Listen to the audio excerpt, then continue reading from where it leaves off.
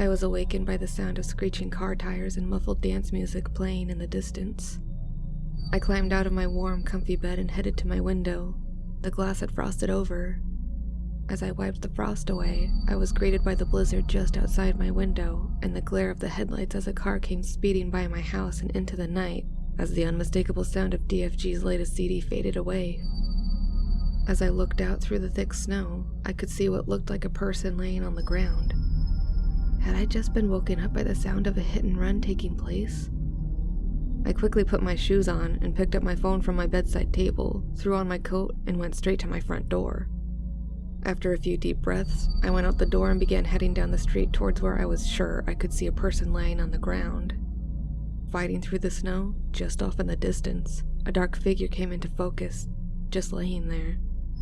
It became clear that there was a person laying on the side of the road, and I began to speed up slightly, working up to a slow jog where the person was laying.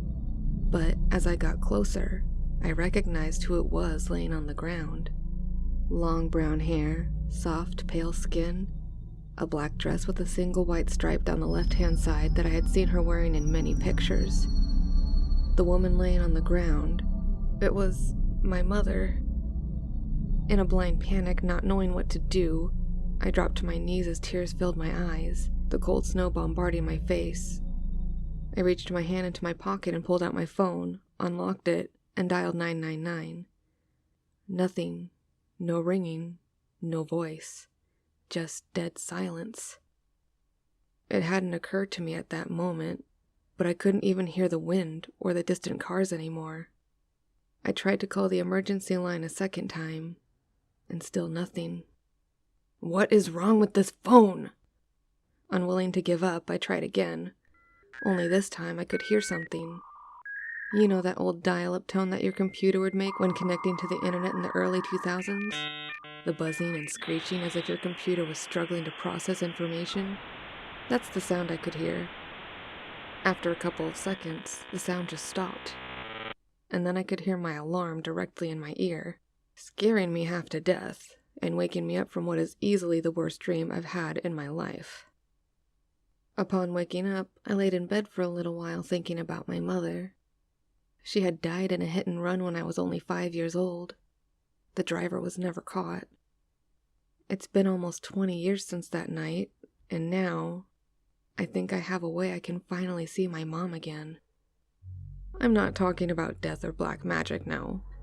I think I found a way to jump dimensions. I was browsing the internet one night looking for some new creepypasta to listen to when I came across a channel with a video about dimensional jumping. Intrigued, I watched the video. It said that people on Reddit claim they are able to jump from one dimension to another using one of two methods known as the mirror method and the two glasses method. But the girl in the video said she had never tried it herself. Now, I'm a firm believer that there are infinite dimensions out there, and that in each dimension there is another version of the world as you know it. But anything from one minor detail to everything you know about the world can be different. That somewhere out there, there's a dimension where my mother is still alive. After heading over to Reddit, I found it relatively easy to find a dimensional jumping board. A simple board with the heading 492, and many posts ranging from where is the best place to try the glass method and questions about jumps, to feel like I'm home and it worked. Right at the top of the page was a post telling you how to jump between dimensions. According to Reddit, a jumper must get 2 glasses, one full of water and one empty. They then must get 2 pieces of paper. On one piece of paper, they must write down a word or phrase that summarizes the current situation they wish to change, then stick it to the full glass. And on the second, they must write a word or phrase that summarizes their ideal situation and stick it to the empty glass. Sitting in front of the 2 glasses, the jumper must then contemplate how their life is filled with the first situation, much like the first glass, and how their life is empty of the desired situations, like the second glass. Then, when they are ready, they must pour the water from the first glass into the second while listening to the sound of the water and feeling the shift from one dimension to another. They must then sit back and focus on the glasses in their new state for a moment or two before drinking the water and waiting for all the changes to take place. So yesterday, after getting in from work, I hung my coat up by the door, made myself something to eat, and then sat in my kitchen and attempted the 2 glasses method. I wrote on one piece of paper, "Mom dead," and on the other, "Mom alive." After attempting to jump, I went to bed and had that god-awful dream. I figured that maybe that was a sign, or maybe I'd just been thinking about it too much. Either way, nothing felt different this morning. Looking at my clock, I saw it was 7:30 and realized I had no chance of getting to work on time, so I decided to call in sick. I got up out of bed and picked my coat up off the floor as a small lump of what looked like snow dropped on the floor, landing in a damp patch where my coat was lying. That's strange, it hasn't snowed in months, I thought to myself, quite puzzled. And I could have sworn I hung this up last night. I headed out of my room and downstairs to the house phone to call my boss. I hung my coat up on the coat rack, picked up the phone, and began to dial work. But after dialing the number, I heard that same dial tone which I heard in my dream, and jumped back, dropping the phone on the floor. I stood staring at my phone for a few seconds, when I could just make out a faint voice on the other end. "Hello? Is anybody there? I'm hanging up the Hi, Roger, sorry, the phone slipped out of my hand," I said, cutting in. "I'm just calling in to say that I won't be able to make it into work this morning. I've been up most of the night with some sort of sickness." "Well, that's fine, thanks for letting me know. Who's speaking, by the way?" my boss questioned. "It's Alex," I responded. "Alex?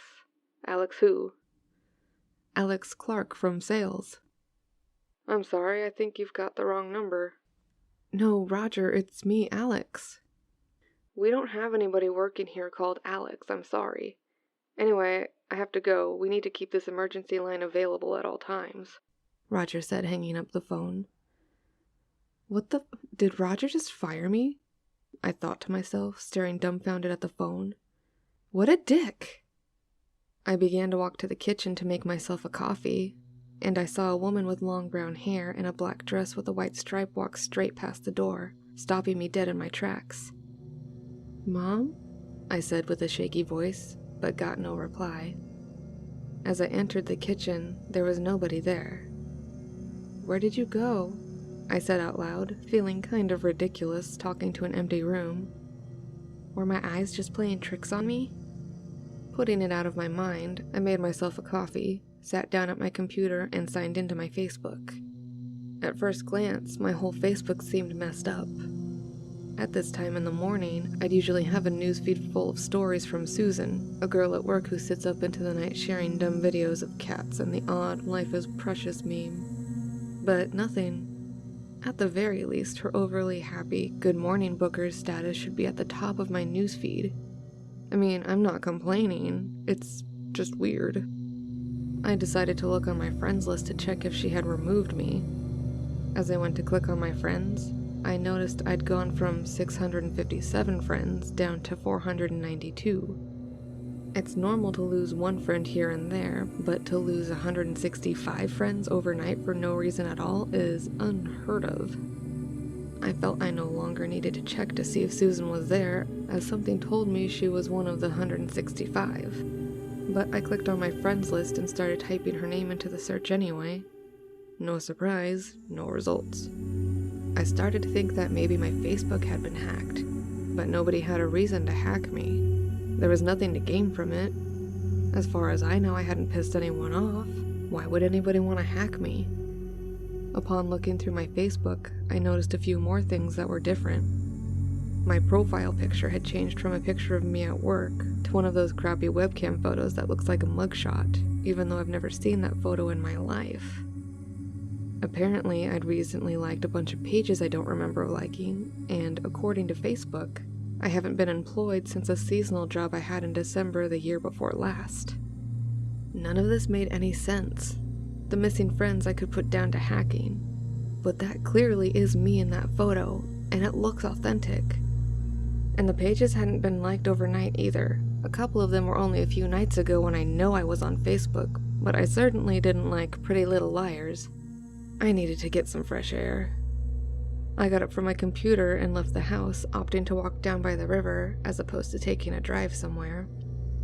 As I got down by the river, I sat down on the riverbank, relaxing in the blazing sun as the heat engulfed. Some ducks were swimming carelessly upstream, and the sound of running water helped to ease my mind. Suddenly, a thought crossed my mind. Where did that snow come from on my coat? I pondered. The last time I recall seeing it snow, it was in that god-awful dream. Then this morning, Roger didn't have a clue who I was. Susan's no longer on my friend list, and I haven't been employed in almost 2 years. What the hell's going on? I shouted, startling the nearby ducks. I began to feel like I had thought so much about dimension jumping that my mind had created the illusion that I actually jumped. I had all these questions racing through my mind, and not a single answer to any of them. I felt like I was going crazy. But then I had a thought. What if it worked? I had to find out. I had to be sure. I needed to try and get in contact with my mom. I jumped up from the riverbank and ran as fast as I could all the way home. And just in time, too. The sky had gone from a beautiful blue sky to filled with thick gray clouds, and the wind began to pick up. Rushing through the door and slamming it behind me, I ran straight for my computer and signed into Reddit. I posted my experience on the dimension jumping subreddit and asked for advice. Within 2 minutes, I got a reply. It said, "Go back to your own dimension." Well, thanks a lot, buddy. I posted here to ask for help, and you're just rude. No sooner had I pressed the send button, the page refreshed and I was greeted with another message. "This sounds to me like you've had a successful jump. Let me be the first to welcome you to 492, but be wary. Nothing good ever comes from jumping to try to resurrect a loved one." At that moment in time, the response could have said anything, but all I saw was, "You've had a successful jump," and instantly took to Google to try and track down my mom. I must have been searching for hours. The wind outside my window had picked up, and it began to snow. I went and got myself a coffee, lit the coal fire, and went right back to searching for my mom. After another hour or so, I found her in the online directory. Once more, she only lived within a 10-minute drive of me. I jumped up from my computer desk, knocking my seat over. I threw my now cold coffee into the fire, half extinguishing it, and ran out the front door, grabbing my car keys on the way out. By now, the snow was really coming down. Upon stepping out of my door, I was up to my ankles in snow. I ran to my car door, almost ripping it off as I threw it open. Sitting down in my car, I took a moment to take in what was actually about to happen. After all these years, I was finally going to meet my mom for the first time of my adult life. Unbeknown to her, this will be the first time I've ever seen her since I was 5. I was going to have to play it cool. What if I break down? I thought to myself. What will she be like? Do I have any other siblings in this dimension? Question after question went rushing through my mind. I couldn't take it any longer. I put my key in the ignition, but my car wouldn't start. "Damn weather!" I shouted, hitting the steering wheel. After 4 more attempts and what sounded like an 80-year-old smoker of 60 years having a coughing fit, my car sprung to life. The engine roared, the dashboard lit up like an overly festive house on Christmas Eve, and the familiar sound of my favorite CD started blaring through my speakers. Fitting, I thought, as DFG Hate That I Miss You came on the radio. I put my car into gear and made my way to the gas station. I was down to less than a quarter of a tank of gas, and with the way my car guzzles fuel, I'd be lucky to even make it to my mom's house, let alone make it back home too. The drive to the gas station felt long and grueling. Time seemed to slow down, when in reality it was only a 5-minute drive. I parked at the gas station by the pump and put my hand in the money pot behind the gear stick.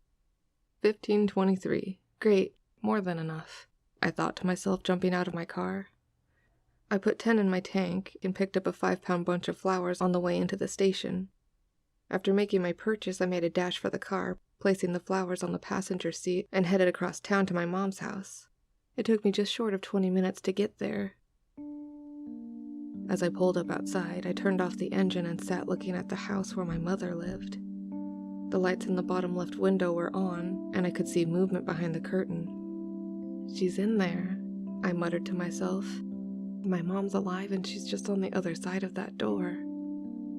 I picked up the flowers from the passenger seat and walked up the garden path. She had a beautiful garden, rose bushes lining the front of the garden, a path splitting the garden into two halves with poppies running down each side, a huge oak tree in the left-hand side section with a tire swing hanging from it, and a small potted tree on either side of the door, all lined with a beautiful blanket of snow. As I reached the door, I took a sharp, deep breath of the ice-cold air and knocked. Instantly, I could see movement on the other side of the frosted glass. The figure was getting closer to the door, and then it opened. A very pretty, blonde-haired woman answered the door. "Alex?" she said quizzically. "Mom's just gone to your house. Why are you here?" "Mom?" I thought, staring at this woman in confusion. "Is she my sister?" "Really? Damn," I said. "I'll head back over now and try to catch her." "Okay, not a problem," the woman replied. "Are they for her? Do you want me to take them?" she asked, looking at the flowers. "No, that's okay. I want to hand them to her myself," I replied, already halfway down the garden path. "Oh, okay. See you then," the woman said. "I'll see you tonight when I drop Mom off," I said, jumping into the car. I started up my engine and put my foot down, heading back over to my house, where my mom would be by the time I got there. "I've got a sister," I said out loud. "My mom's alive and I've got a sister." I began getting lost in thought. I didn't focus on anything but the fact that I was going to see my mom, and later I was going to meet my sister too. I didn't focus on the CD that had started over again. I didn't focus on the wind and snow hammering into my car. I didn't focus on speed when I was easily doubling the speed limit. And as I was turning onto my street, I didn't focus on the woman in the black dress with the white stripe.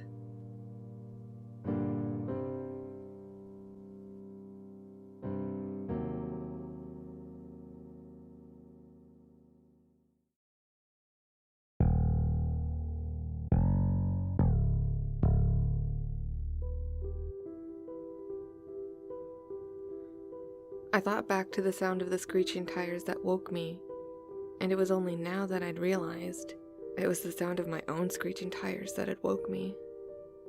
It was me driving the car that hit the woman at the end of my street, and it was my own mother laying by the side of the road as the snow was quickly covering her in a thick white blanket.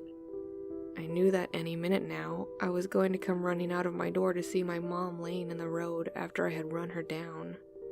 I needed to get away. I put my foot down and went speeding past my house, looking up at my bedroom window to see myself pulling back the curtain and wiping the frost from the other side of the glass. I now know that the dream I had of my mom being run over wasn't really a dream. What I saw was essentially a flash forward of my jump between dimensions. All these years I've been praying for a way to see my mom, and when I finally find a way, I find out that I was the hit-and-run driver who killed her. I didn't know what to do or where to go. All I knew is that I had to get off my street before the police show up. I didn't want to just leave my mom laying there like that, but I had to find a way to fix this. Maybe I could just jump again, I thought to myself. Maybe I could go back to before I hit my mom and prevent it. I still wasn't fully aware of the rules and limitations of dimensional jumping, or if time travel was even possible through jumping, but I had to try. I carried on driving until I reached the forest just on the outside of the town, and then parked up. It was at that moment that reality set in. "Shit!" I shouted, breaking down to a fit of tears. "I'm so sorry, Mom. I'm so sorry. I'll fix this. Promise I'll fix this." I took the keys out of my ignition, ripped the panel off from under the steering wheel, and used my house key's jagged edge to cut the wires, making it look like my car had been stolen. Then I got out of the car and started removing the license plates too, and sat back down in the car, throwing the broken license plates to the back seat. "What are you doing? This is crazy," I thought to myself. wondering if what I was doing was the right thing. Of course I'm doing the right thing. I need to save Mom. I then proceed to cut into the passenger seat, removing a section of fabric, ripping the fabric into 2 pieces. I pressed in the car's cigarette lighter, climbed out of my car, and placed one of the 2 pieces of fabric into the fuel tank before heading back to the driver's seat. As soon as the lighter had popped back out, I held it against the second piece of fabric, lightly blowing it until it caught fire. I then climbed out of my car, set the fabric in the fuel tank on fire, and began my long, cold walk home. On my walk home, my mind began racing and I was struggling to come to terms with the fact that I had just killed my own mom and fled the scene like a common, cold-blooded drunk driver, running into a random pedestrian as he raced home from his local pub, trying to avoid being caught by the police. But I didn't hit a random pedestrian. I hit my mom. After 20 minutes, I reached the garage where I had been earlier for fuel and flowers for my mom.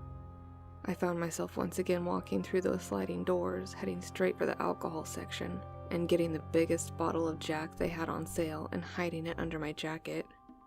My friend used to work here and I remember him telling me how the CCTV is really messed up and always loops during recording, so it wouldn't be hard to steal from here. I then proceeded to head over to the snack aisle, looking for the cheapest bag I could find. I didn't want to look too suspicious. 25 pence. Damn, I've only got 23 pence on me. Oh well, may as well try my luck. I took the crisps over to the counter and the cashier, a slim, spotty kid with thick, greasy hair and glasses who was no older than 18, ran them through the till. Is that everything? He asked, looking at me as if he knew what I had concealed. Yeah, thanks, I replied. Alrighty then, that'll be 25 pence, please. I reached my hand into my pocket and pulled out the 23 pence I knew was there. Oh, sorry, mate. I've only got 23 pence. Is there anything you can do? It's 25 pence, mate. It's a 2 pence difference. You're going to refuse service for the sake of 2 pence? It's not the fact that I actually wanted the damn crisps, but the way he had spoken right then slightly pissed me off, and I really wasn't in the mood for a little brat's attitude. 25 pence, please. Listen, you snot-nosed little prick, I exclaimed, throwing the 23 pence in his face and grabbing the crisps. You're going to take that 23 pence and be happy you got that.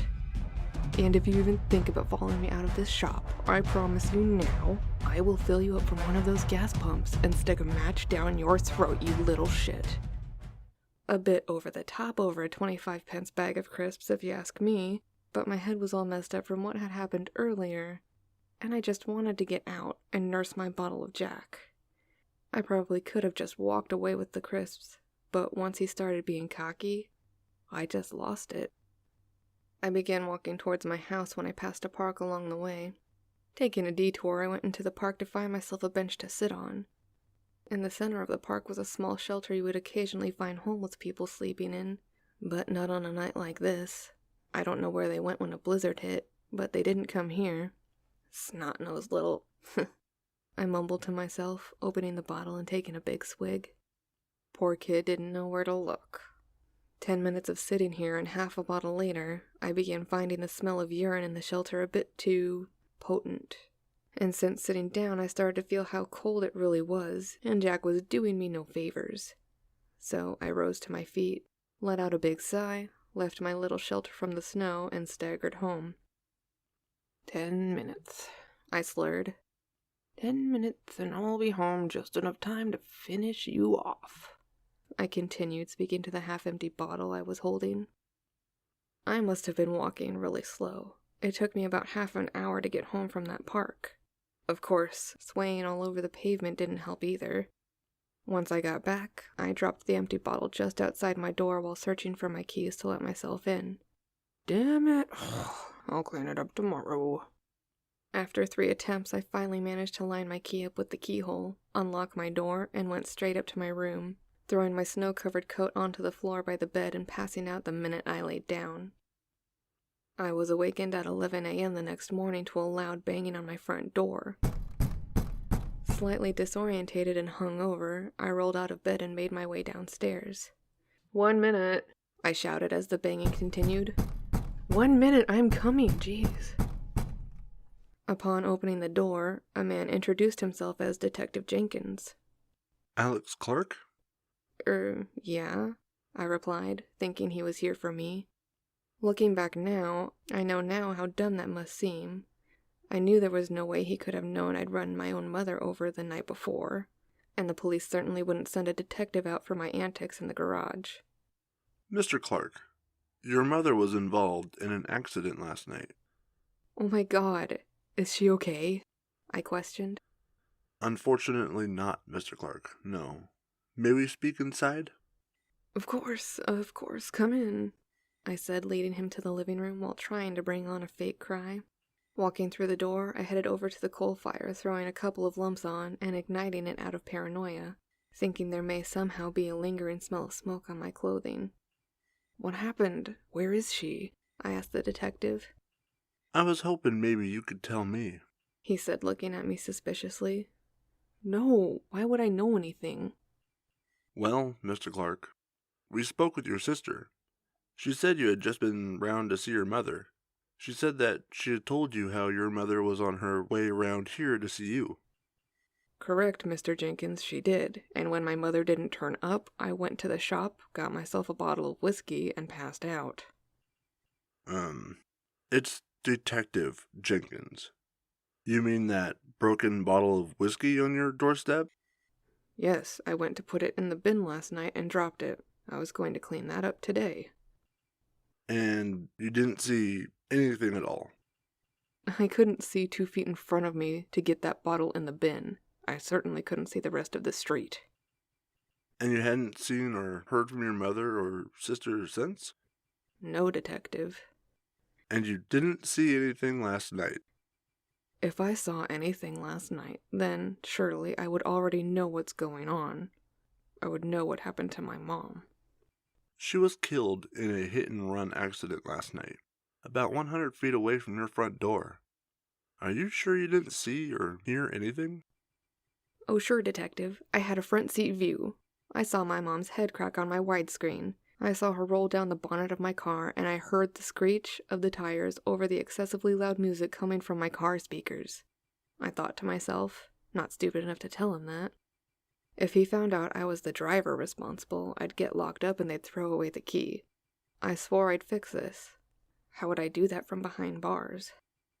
No, detective. As I said, I got a bottle of whiskey and passed out on my bed. My mom didn't turn up and I hadn't seen anything on the way home. I told the detective, finally forcing out a few crocodile tears. Okay. That'll be all. For now, Mr. Clark. The detective said, turning around and heading for the front door. Okay, detective. Please, keep me updated. I will. Don't leave the dimension. I may have more questions I need to ask you. I'm sorry? I said, don't leave the country. You wouldn't want to seem suspicious now, would you? No, of course not, detective. Have a good day, I said, shutting the door and heading straight for my computer. Signing into my computer, I went straight over to Reddit to check out the dimensional jumping subreddit to ask for a bit of advice. I said briefly what had happened, not mentioning that I was the one who killed my mother. After 10 minutes of hitting the refresh button, I finally got a reply from a familiar user. Hello, friend. As I mentioned in my last message to you, nothing good ever comes from attempting a jump to resurrect a loved one. The last person I'm aware of who attempted this jump to prevent his brother getting shot, ultimately, he died in his brother's place. If you bring someone back from the dead, there is an imbalance, and somebody has to die to take their place. Whether it's the person who died previously or somebody in their life, usually a family member. I'm sorry, but that's just the way it is. So that's it. There's nothing I can do. Unless I jump to a dimension where I still have a sister, and she's the one who dies. I mean, I never had a sister in my dimension. She can take my mom's place. I thought about this for a while, but knew there was no guarantee I'd jump to a dimension where I have a sister and my mom is alive. But it's my sister that's taken in that dimension, and I'd be screwed if I was the one who killed my sister. There are so many different factors to take into consideration, but there has to be a way. I spent a couple of hours researching dimensional jumping, and I thought I finally found the answer. If the two glasses method didn't work, surely the mirror method would. With this method, I can just think of the exact dimension I want to jump to. However, it said the best time to attempt this method was between midnight and 3 a.m. Great, 11 hours and I can give this a go. Then, just maybe, all this will be over. After taking some painkillers from my computer desk drawer, I threw a couple of logs and a firelighter block onto the smoldering embers where the raging fire once was, threw in a match, then went and laid on my sofa to nurse my hangover. Laying there, I picked up the remote to see if there was anything on TV to pass the time. Pokemon. This is still on? I only ever liked the first generation. Doctor Who seems quite fitting. Oh, and it's just starting. Leaving Doctor Who on, it quickly became apparent this was a doctor who was never the doctor in my dimension. She was female for one thing. The story itself was great, but it was quite surreal seeing a female version of the Doctor.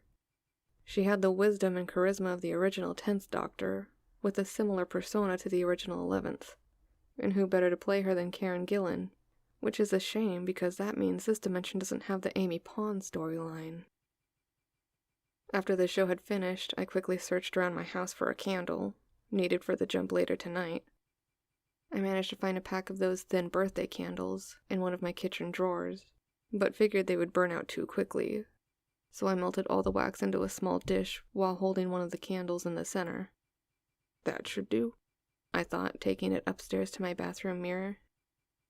No sooner had I placed the makeshift candle in front of my mirror that there was a banging at my door again. I rushed downstairs to open the door, and to my shock, it was Detective Jenkins and one of his colleagues. Alex Clark, I'm arresting you on suspicion of vehicular homicide. You do not have to say anything, he started saying. Wait, what? I shouted. I haven't done anything. Nobody ever has, Mr. Clark, the detective's colleague said sarcastically, throwing me in the back of the van. Shit, how am I going to jump now? I thought to myself. After he finished reading me my rights, the detective closed the door and started speaking to his colleague just outside the van. I couldn't, however, make out what they were saying.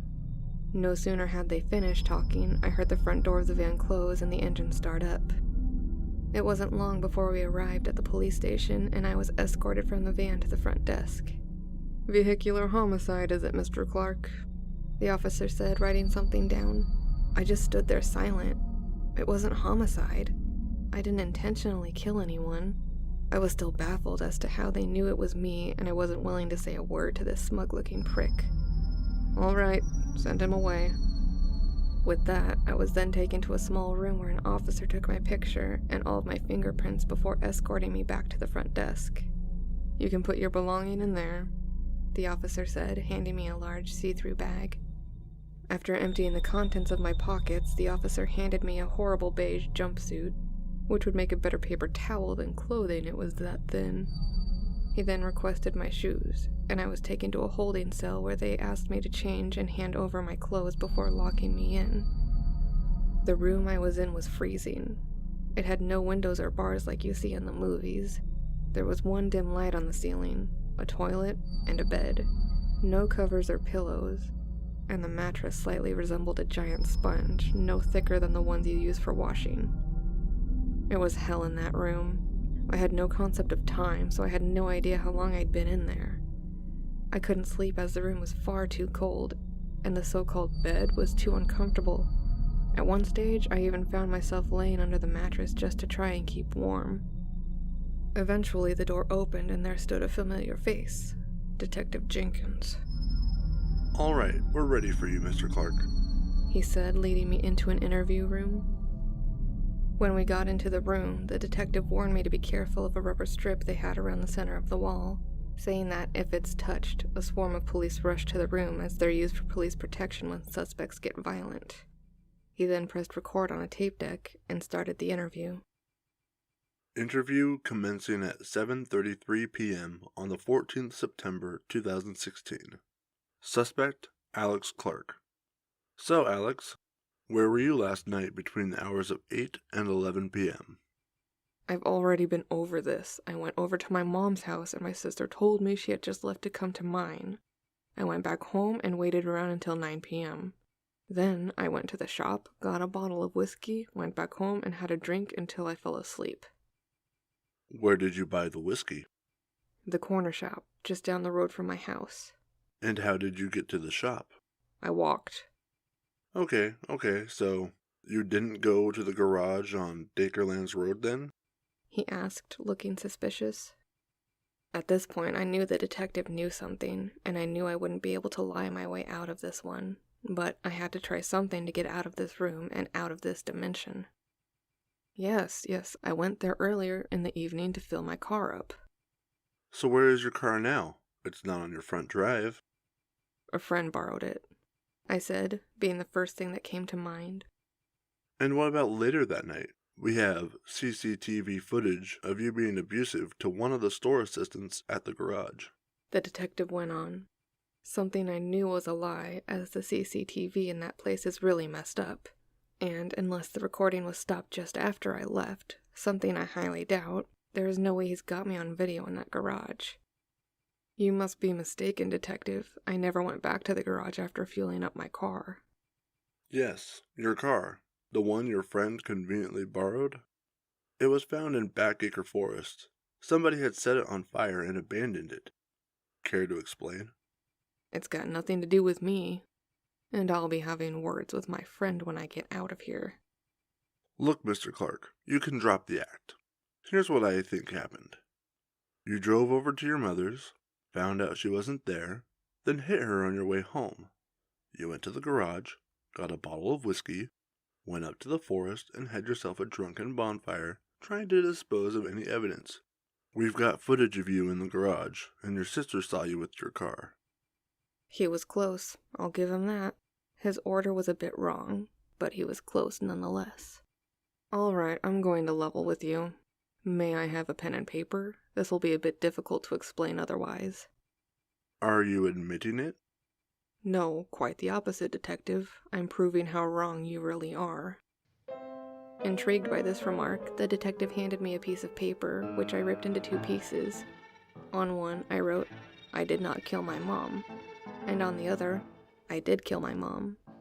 The detective explaining what I was doing for the tape, to which I confirmed this. You see, detective, these 2 pieces of paper represent our frames of mind right now. We're currently living in 2 separate versions of reality which are in the process of colliding into each other. In my reality, I know I didn't kill my mom, but in yours, you believe I did. You're not making any sense, Mr. Clark. You don't get it, do you, detective? Okay, let me make this simple. May I have 2 glasses, please? One with water and one without?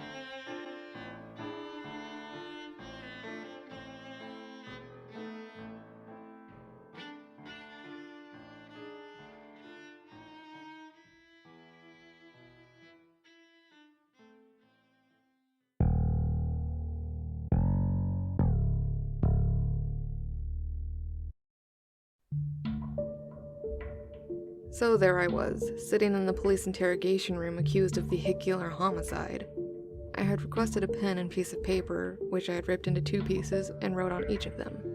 I did not kill my mother on one piece of paper. I did kill my mother on the other piece. I tried explaining to Detective Jenkins that we're living in 2 separate realities, an obvious blag on my part, and he didn't understand what I was trying to say to him. Which is when I requested that he bring me 2 glasses, one full of water and the other empty. The detective paused the interview tape and left the room. I could hear him laughing with one of his colleagues just outside the door. We'll see who's laughing in a minute. After a short wait, he brought me the 2 glasses I asked for. Thank you, detective. This better be good. Oh, it will be. The detective continued the recording. Interview commenced at 7:51 p.m. Mr. Clark is going to demonstrate his previous statement. Go ahead, Mr. Clark. Thank you, detective. As I said, we're both living in 2 separate versions of reality, both of which are in the process of colliding into each other, which will have devastating effects on the universe and life as we know it. You can see there are 2 glasses on the table, One contains water, the other does not. These represent each version of reality in which we both live. You are currently living here, in the glass full of water. I use the condensation on the full glass to attach the piece of paper which says I killed my mother, then did the same thing with the second piece of paper before transferring it into the empty glass. And I am in this version of reality. Now, as you can see, one glass is full. The water represents the facts. But if I pour the water into this glass, I said, transferring the water into the glass labeled, I did not kill my mom. This is where the facts really are, detective. Now, notice something. Focus on the two glasses and what just happened there. I will not be made a fool of, Mr. Clark. No, not at all, detective. Just focus for a second. And with that, we both focused on the water in the two glasses. After about a minute or two, I picked up the glass. You see, detective, I really didn't kill my mom, I said, drinking the water. Mr. Clark, you are making a mockery of me and of this whole interview. The detective shouted, jumping up from his seat. Get up, now. The detective stopped the interview tape immediately, grabbed me by my arm, and marched me back to my holding cell. See you again soon, Dick Jenkins, I said, saluting the detective and smirking smugly. I lay down in my cold, miserable cell, on the pathetic excuse for a mattress, and tried to get some sleep, a task I found quite difficult given where I was, hearing screams from the cell next door. Hey, let me out! Let me out of here! I'm being flooded in! The man in the cell would shout. Simon, is that you? Why do you got your dog in here, boy? He continued, clearly on some kind of drug. Eventually, I did manage to fall asleep after God knows how long, just to be woken up by the sound of that shouting again. Let me out! I haven't done it! Simon, shut up! I'm trying to speak to the cop. Dude, shut the fuck up. Some people are trying to sleep. It's not a pit bull, it's a staffy. The man just continued. After a good 20 or so minutes, the shouting had stopped and I finally managed to get myself some shut-eye, only to be woken up the next day to the sound of a bolted door being unlocked. I was still in that cell. Mr. G, how's the head? The officer asked. Yeah, fine, I said in response, slightly puzzled. You're free to go, just go to the front desk and collect your things, have the officer at the desk sign you out, and head through the door to your right, he instructed. I'm free to go? I thought to myself, heading down the corridor. It worked. It worked. As I walked down the corridor, I could hear raised voices coming from one of the interview rooms. Sergeant, this kid ran his own mother over, and you're just letting him walk? Said one of the voices I assumed was the detective. I'm sorry, you must be mistaken. There's no record of a hit and run occurring at all in the past 6 months, the sergeant replied. Sergeant, sir, I brought him in myself last night. I quickly walked past the room from where the voices were coming, and I couldn't help but wonder, are they talking about me? How does he remember? I took my last few steps to the front desk and was greeted with, Good morning, Mr. Clark. How's the head today? Yeah, it's fine. Why do you ask? Don't you remember why we brought you in? Drunk and disorderly, Mr. Clark. And what a staggering reading it was. You're lucky to be alive.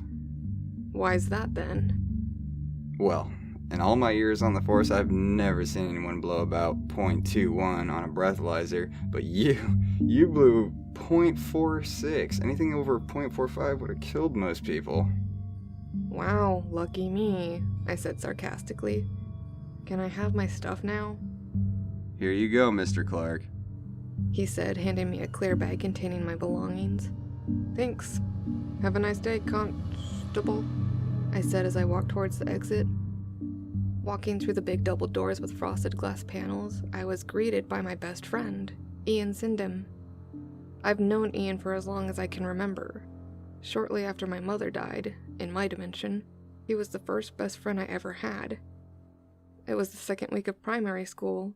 Since my father was never around, I moved in with my Nana, who kept me home from school for the first week, and during the second week, Ian was the one person who stood by me. After the death of my mother, I became somewhat shy, and being the quiet kid, this left me open to all kinds of bullying. They said I was a weirdo and a freak, but not Ian. Eventually, we went on to attend the same high school and college, and he's always lived within about 10 minutes of me. My whole life, he has always been there for me, and I couldn't thank him enough. How did you know I was here? I asked, somewhat confused. Good night last night. Come on, let's get you home. I think I should drive. And what is that supposed to mean? Well there, buddy. Wind your neck in. I'm no snot-nosed cashier. You what? I said, did you forget to put your tampon in? Never mind, I was joking. Let's go. I'm sure that's not what he said, I thought to myself as we left the police station. I couldn't believe my luck. I only spent one night in the cell, but it felt like a 15-year sentence in solitary confinement, and I was walking out 2 days after killing my mother. Well, sort of. In this dimension, I hadn't killed my mother. Oh crap, my mom. Just because I didn't kill her, that doesn't mean she's alive. I need to ask Ian. Knowing it wasn't something I could just come out with, I thought for a little while how I could ask. I needed to know if my mother was alive in this dimension, or this was all for nothing. We walked for a short while and arrived at a car park at the opposite end of the street. Here we are. Right, get in. Ian said, unlocking the car door. As we began driving, I couldn't help but wonder if my mom was alive in this dimension, and I couldn't work out the best way of asking Ian. He was never going to believe me, even if it was the truth. Hell, if I was in his position, I would think he was insane. Something on your mind? No, I was just thinking about last night. How drunk I must have been. Drunk? You weren't drunk, Alex. You know what happened. What do you mean? You know exactly what I mean. Listen, stop being so goddamn cryptic and cut to the bloody chase. I don't have time for your shit. Well, it seems to me you have all the time in the world. And when things don't go to plan, you have a way of making it right. Wait, what? I asked with a feeling of uneasiness. What are you talking about, Ian? Dimensional jumping. You know about that? Of course I know. We've been friends since primary school. I know everything about you. But how? I mean, I never told you. Oh, but you did, in a manner of speaking. You see, you're the third Alex to come through this dimension, and that's not including Alex from here. You're all on your own little journeys. You're all looking for something. My Alex told me everything before he jumped. He was ill and was trying to beat it. The second Alex was searching for his mum, and the third Alex wanted to quit smoking. And now you. There's more than one of me? I smoked? I was ill? Am I these versions of myself? My mind began to race. It seems that every time I jump to a new dimension, my mind is overrun with questions. I felt like I was going to lose my grip on reality. Focus, Alex. We have to find Mom. Whoa, calm down, buddy. Take a deep breath. Shut the hell up. Take me home now. Drive. Ian drove the rest of the way in silence and pulled up in my front drive. I swiftly exited the car and stood at the front door. Lock the car. Ian said, getting out of the passenger side. But you've got the... Why did you climb over and get out of the passenger side? Lock the car and let us in the house. It's cold out here. He replied, forcing the keys into my hand. After getting inside, I began to ask Ian just how much he knew about my situation, and if he knew anything of my mom's whereabouts. But he had no idea where my mom was. He was aware that I jumped dimensions, and why I was doing it. He knew everything from my previous jump and how I really came to be at the police station. He said that the Alex searching for his mom had been through exactly the same stuff, and due to my little outburst in the car, he figured I was the same Alex. No, I haven't told anyone else yet. In fact, I'm still quite shocked you know. Well, not technically true. How did you get out of the cells? Well, yeah, the detective, but, I haven't told anybody close to me anyway. I'm going to make coffee. Do you want one? I asked, heading to the kitchen. Too early for a beer, then? He jokingly asked. Just a bit, mate. It's only 1 in the afternoon. Do you want a coffee? I called. Yeah, go on then. I put the kettle on and set 2 cups on the side, putting the coffee and the milk into both. Do you want sugar? I shouted to Ian. There was no reply, just the sound of the kettle heating up and slowly coming to a boil. "Do you want sugar?" I shouted again, but still no reply. I started walking towards the living room, wondering what it was that Ian was so captivated with that he couldn't answer a simple yes or no question. "Ian, you ignorant little fuck!" When I walked into the living room, Ian wasn't there. He had to walk past the kitchen to leave the house, and I didn't hear him walking upstairs to the bathroom. I couldn't hear a single thing, not even the sound of the kettle. I walked back into the kitchen to find the cups that I had set out onto the side were no longer there, and the kettle was almost empty and cold to the touch. What the hell's going on? I thought to myself. I called out to Ian, but got no reply. I figured it must be something to do with the jump. Of course that was it. That's the only thing that makes sense. I promptly filled the kettle and turned it on, not leaving the kitchen until I had made my coffee. Walking into the living room, coffee in hand, I placed my cup down by my computer and turned it on, lit my log fire, and turned on the TV before sitting down to surf the web. First, I head over to Facebook to message Ian to find out why he just bailed on me. But when I looked at my friends list, he wasn't there. So I typed his name into the search bar, but nothing. I took out my phone and looked through the contacts again. Ian wasn't there. That's strange. Why don't I have Ian on Facebook or in my phone? But I concluded that I must have jumped to a dimension where Ian isn't on Facebook yet. He was always behind on the latest fad in my dimension. Maybe he was the same here. I figured I'd see him at some point soon anyway, so I just have to convince him to sign up when I do. After coming to this conclusion, I decided to head over to Reddit and see if there was any new posts on the subreddits I was subscribed to. But my plans soon changed when I got onto the site. I tried signing in a number of times, but it said my password was incorrect. My password shouldn't be incorrect. It's always been the same as my Facebook password. I went to my email to try to reset my password, but every time I submit my new password, it said the rest link had expired. After about 20 minutes of playing around and trying to get into my account, I decided to just make a new account. After doing this, I went on to the dimensional jumping subreddit to find out if anybody else has had the problems that I've been having. It turns out this isn't a common thing. Nobody seemed to have experienced this after a jump. After sitting there and thinking about it, I started to think that maybe somebody who knew me decided it would be fun to mess with me. I wasn't even sure that I was jumping dimensions anymore. On one hand, I was arrested for killing a woman I know was my mother. I definitely burned my car, but now it's in my driveway, and I don't actually have a sister.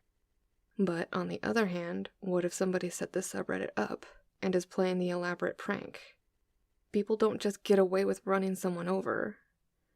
And the Reddit banner on dimensional jumping hasn't changed. 702, just as it always was. I started going over all the possible explanations in my head. Maybe it was Ian. That's how the cups were moved. Then he left. Maybe my account had been hacked. Maybe Ian knows someone on the police force and set it all up. Maybe he found me a fake sister and a woman who looks like my mom. Ian was always clever. Very clever. He must have something to do with this. Or maybe I'm just paranoid. I went back onto Reddit to ask for tips on finding proof that I was jumping, but decided against it. If this was a hoax, Ian would surely see my posts. That's when I noticed my inbox button. It had changed color. Green. Usually it's orange. And I'm pretty sure Ian can't change the code on the actual website. When I opened the message, I was both shocked and horrified. Somebody had replied to my post with one single word. Ian Syndham. I clicked on the user's name and checked out their overview. They've been on Reddit for over 5 years, and this was the only thing they had ever posted. Why have they just posted Ian's name? This made even less sense than my cups mysteriously disappearing along with Ian. I've only been on Reddit myself for a short while. There's no way this has anything to do with Ian. I tried to write back to the user. I wrote out a long message saying if this was Ian, it wasn't cool, and asking if it wasn't him, why did they write his name? How did they know him, and what he had to do with my current situation? but the minute I clicked send, I got "that user doesn't exist" error. And when I went back to my original post, the message had disappeared. I refreshed the page a couple of times. Maybe it was just a glitch, or maybe Reddit was in the process of updating the site. That would explain why my inbox button was a different color to what I was used to. But no matter how much I clicked refresh, the message had gone. I clicked refresh one more time. That's when my computer shut itself down. All the electronics in my house turned off, and I was engulfed in complete darkness. Alex, A woman's voice echoed. wake up. I didn't know what the hell was going on, and I'm not ashamed to admit that. At that minute in time, I was completely and utterly terrified. The air around me began to get cold, and it felt like I was being watched by 1,000 pair of eyes. Alex, The voice echoed again as icy fingers gripped my arm in the darkness. "Who's there?" I screamed, jumping back. "What the hell are you? What's going on?" I began to get cold, really, really cold, and it suddenly felt like I was no longer with my own body, but just a few feet behind, as if I was watching myself, haphazardly fumbling around in the darkness when my phone began to echo through the endless void. I reached into my pocket to pull my phone out, but when I did, there was no light coming from it. It was ringing, but there was no light. I started pressing buttons at random, anything to make the ringing stop. And then it did. "Hello?" I said, holding the phone up to my ear. Alex, wake up. I could hear the distorted voice of the woman. Alex, "Who are you?" I asked, but got no reply. Then I heard a familiar electronic screeching just like I did when I tried to call the emergency services. And at that moment, I heard Ian's voice. Yeah, please, mate. The darkness faded. The warmth of the air came rushing back, and suddenly I was back in my kitchen, staring down at 2 cups. "What's that?" I called. I said yes, please. I'll have 2 sugars. What the hell just happened? I wondered. Did I imagine everything that just went on? I went through to the living room, to where Ian's voice was coming from. But again, he wasn't there. "Now where have you gone?" I called out, heading back to the kitchen. As I walked through the door, I noticed the clock read 6:32 p.m. The sun outside my window was setting, and my house was completely silent. At least this time my cups hadn't disappeared. Given the time, I decided against coffee and opted for a chamomile tea instead. I'd had a rough and somewhat confusing day, and I just wanted to get an early night and walk out what went on when I wake up and could think straight. Taking my chamomile tea upstairs, I sunk into my warm, comfy bed and lay there sipping my herbal nightcap, letting its calming effects soothe me and drift off into a pleasant night's sleep. After finishing my tea and placing my cup on my bedside table, I rested my head on my pillow, closed my eyes, and within 10 minutes fell asleep. I was ripped back into a waking state sometime later by the sound of somebody walking around in my house. I jumped out of bed and landed face first on the floor. The house went silent while I lay there. After a couple of seconds, the sound of somebody walking around returned. I got up and started frantically searching for something to defend myself. In my dimension, I usually kept a baseball bat by my bed, but here, nothing. I could use the empty cup, but what good will that do? There were various items I could use, but nothing I could use effectively should my life depend on it, or so I thought. That's when I noticed the empty beer bottle which must have rolled under my bed. After grabbing the bottle, I quietly left the sanctuary of my bedroom and slowly made my way downstairs. As I got to the bottom of the stairs, I could hear a rustling coming from the living room. Shit. My mind raced. I'm gonna die. I am going to die. I took a deep breath to calm my nerves. Right, Alex, calm yourself. It's you or them, I muttered silently. He must have heard me. Whoever it was in my living room started heading towards the door. I took another deep breath and smashed the empty bottle in the face of my intruder as he began to exit the living room. I ran at him, punching him in the jaw with incredible inhuman force as he fell to the floor. "Don't move!" I screamed. "Don't say a fucking word. You've broken into the wrong house, buddy." Peering in the darkness, I could see the silhouette of the person laying there on the floor. They began to move. Out of fear for my life, I kicked him in the face. "Stay down," I shouted. But he didn't listen. Again, he tried to get up. Mumbling, I took the broken neck of the bottle and forced it into the neck of the intruder. "I said stay down," I screamed, walking over to the light switch. I turned on the light and was met by the most horrific sight imaginable. Blood covered my floor, the arm of my sofa, and was pouring out of the neck of the man who had broken into my house. Only this wasn't a man at all. This was a woman.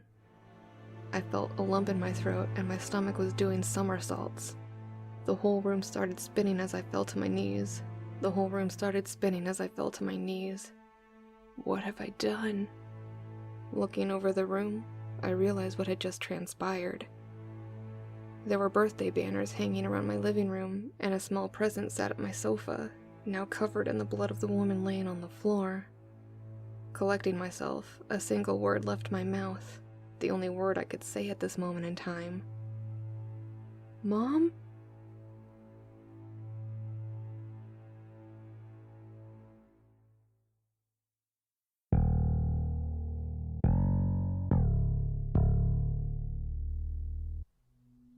I couldn't believe I had done it again.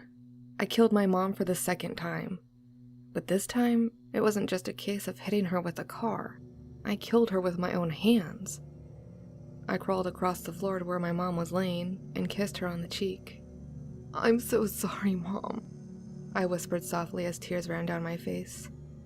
"I promised you I would make this right, and I swear I will. I'm sorry." Standing up, I wiped the tears from my eyes and headed to the kitchen to grab a candle from the kitchen drawer. Rummaging around, I found an old tea light. This should work. I headed upstairs to the bathroom and hung a couple of towels up over the window to block out all the light from the lamppost. I turned the bathroom light off, closed the door, and sat in front of the mirror. A big standing mirror I don't remember having in my dimension, but it perfectly suits my needs, so I'm not going to complain. I lit the candle and placed it between myself and the mirror. Everything around me was dark, and I could just make out my face in the reflection. I tried my best to clear my mind, which, given the situation, was a little harder than I would have liked. After about 5 or so minutes of sitting, staring into the mirror, I managed to clear my mind before focusing on my reflection. I started to view my reflection as another version of myself, one from another dimension, one from a dimension where I hadn't killed my mom, a dimension where there is no possible way I will kill my mom. "Alex," I called out, "we need to switch places." I felt kind of stupid talking to myself in the mirror, but according to everything I read on the internet, that was the way to do it.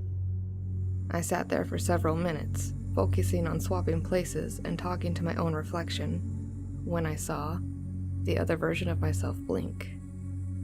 "Alex, can you hear me?" My reflection tilted his head sideways and looked at me as if I was speaking a foreign language. "Alex," I called out, "we need to swap places. Do you understand me?" "Yes," he replied as his voice echoed around my bathroom. "And we can swap, right?" He nodded once, then got up and began to walk away. "Go to bed, Alex," he called from the other side of the mirror, his faint voice still echoing. I couldn't help but wonder if it had worked, but sitting staring at the mirror and not seeing my reflection looking back at me was freaking me out. I stood up and did as the other version of myself had said, and went straight to bed. Laying there, my mind started to drift. Will it work? I wondered. I can't just leave my mom laying there, can I? Go to sleep, a voice whispered in the darkness, startling me. "Who's there?" I called out, but I got no reply. I jumped up from my bed and turned on the light, looking around. There was nobody there, and I put it down to being a figment of my imagination. I've just killed my mom and then saw my reflection get up and walk away. It's just stress. I turned my light back off, climbing into bed, and tried to get some sleep and let the jump take place. I woke up the next morning as the sun beamed through my open window and birds were chirping in the trees outside. Stretching out in bed, something didn't feel quite right. The other side of the bed was warm, and I was sure I didn't sleep with the curtains or the window open last night. That's when I heard the toilet flush, the bathroom taps turn on, and somebody walking down my stairs. Suddenly there was a loud scream. Alex! Alex, quickly come here! I dived out of bed, partly wondering who the hell was in my house, and partly wondering why she was screaming like that. I threw on a t-shirt and some shoes, then ran down the stairs. It became apparent the jump hadn't fully worked. There was still blood all over my carpet, and a woman was kneeling beside my mother's dead body, holding her and shouting at me. Quickly, grab my phone from the kitchen table. Call an ambulance. I stood there staring at her, confused at how my mother was still here, and how this woman had gotten into my house. Why are you just standing there? Get my phone! Now! I snapped out of my daze and ran into the kitchen to get the phone that was sitting in the middle of the kitchen table. But when I ran back into the living room, the blood was gone and the woman was staring up at me. Why have you brought me a phone? I said grab me a damp cloth. No, you... I began to say before I was interrupted. Your mom has taken a fall. Just get me the cloth. I went back into the kitchen, putting the phone back on the table and running a cloth under the cold tap before taking it back to the woman. When I walked into the living room, there was no sign of my mom anywhere, and the woman was sitting in the middle of the sofa watching some early morning talk show on TV. Happy anniversary, honey. She exclaimed, jumping out of her seat and hugging me tightly. This is for you. Anniversary? She's my wife? I opened the card, and it read, "To a wonderful husband. Every anniversary makes me look back at our relationship and realize that I had the best 12 months of my life. All my love, Lucille." Looking around the room, I finally started to take in my surrounding. The birthday banners that I had seen just hours before were now anniversary banners. The blood-stained present bag was no longer there. In its place, a small present that read, "To Alex and Lucille, love, Mom." I am married? I thought to myself, half in shock. This is also for you, darling. The woman I now know to be my wife said, handing me a small present. "Aw, thank you," I replied, unwrapping the present. Discarding the wrapping paper, I saw that I was holding a steel-cased photo album with my name engraved on the front. It's the photo album you thought you lost. I had the cover encased in steel and engraved.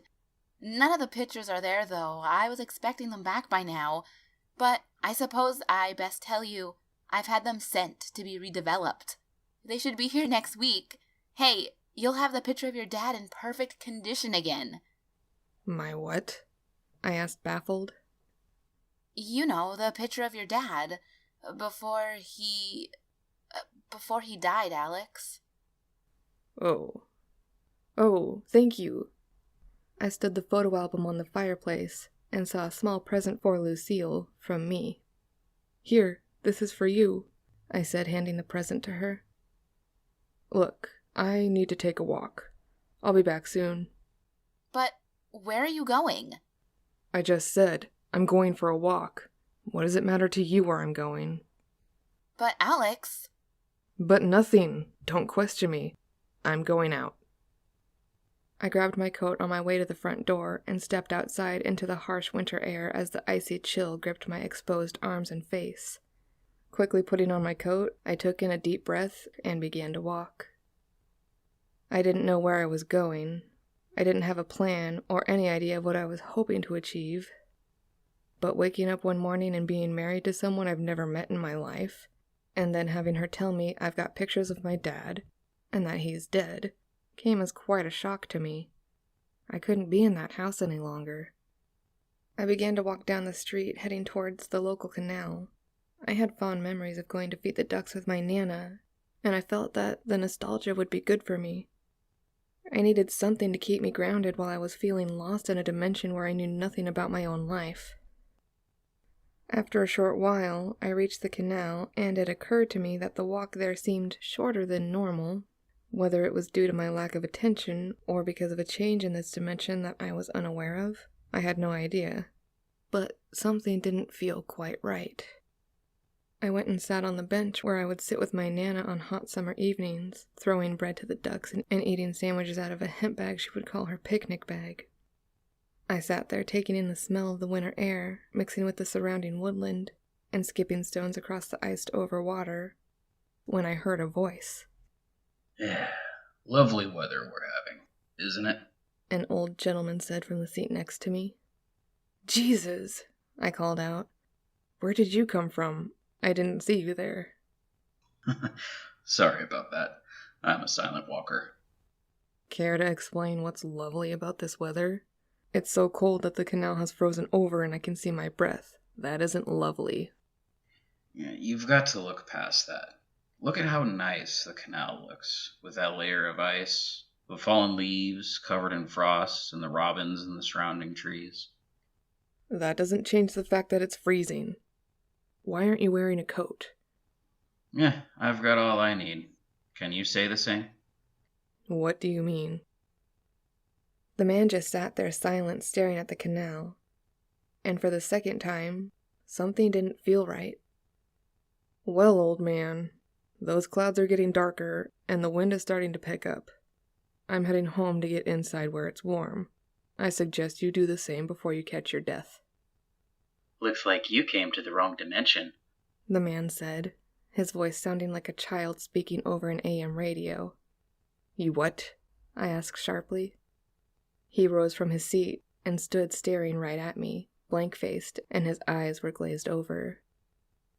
I said, you've come to the wrong dimension. You don't belong here. And why don't I? Oh, you don't get it.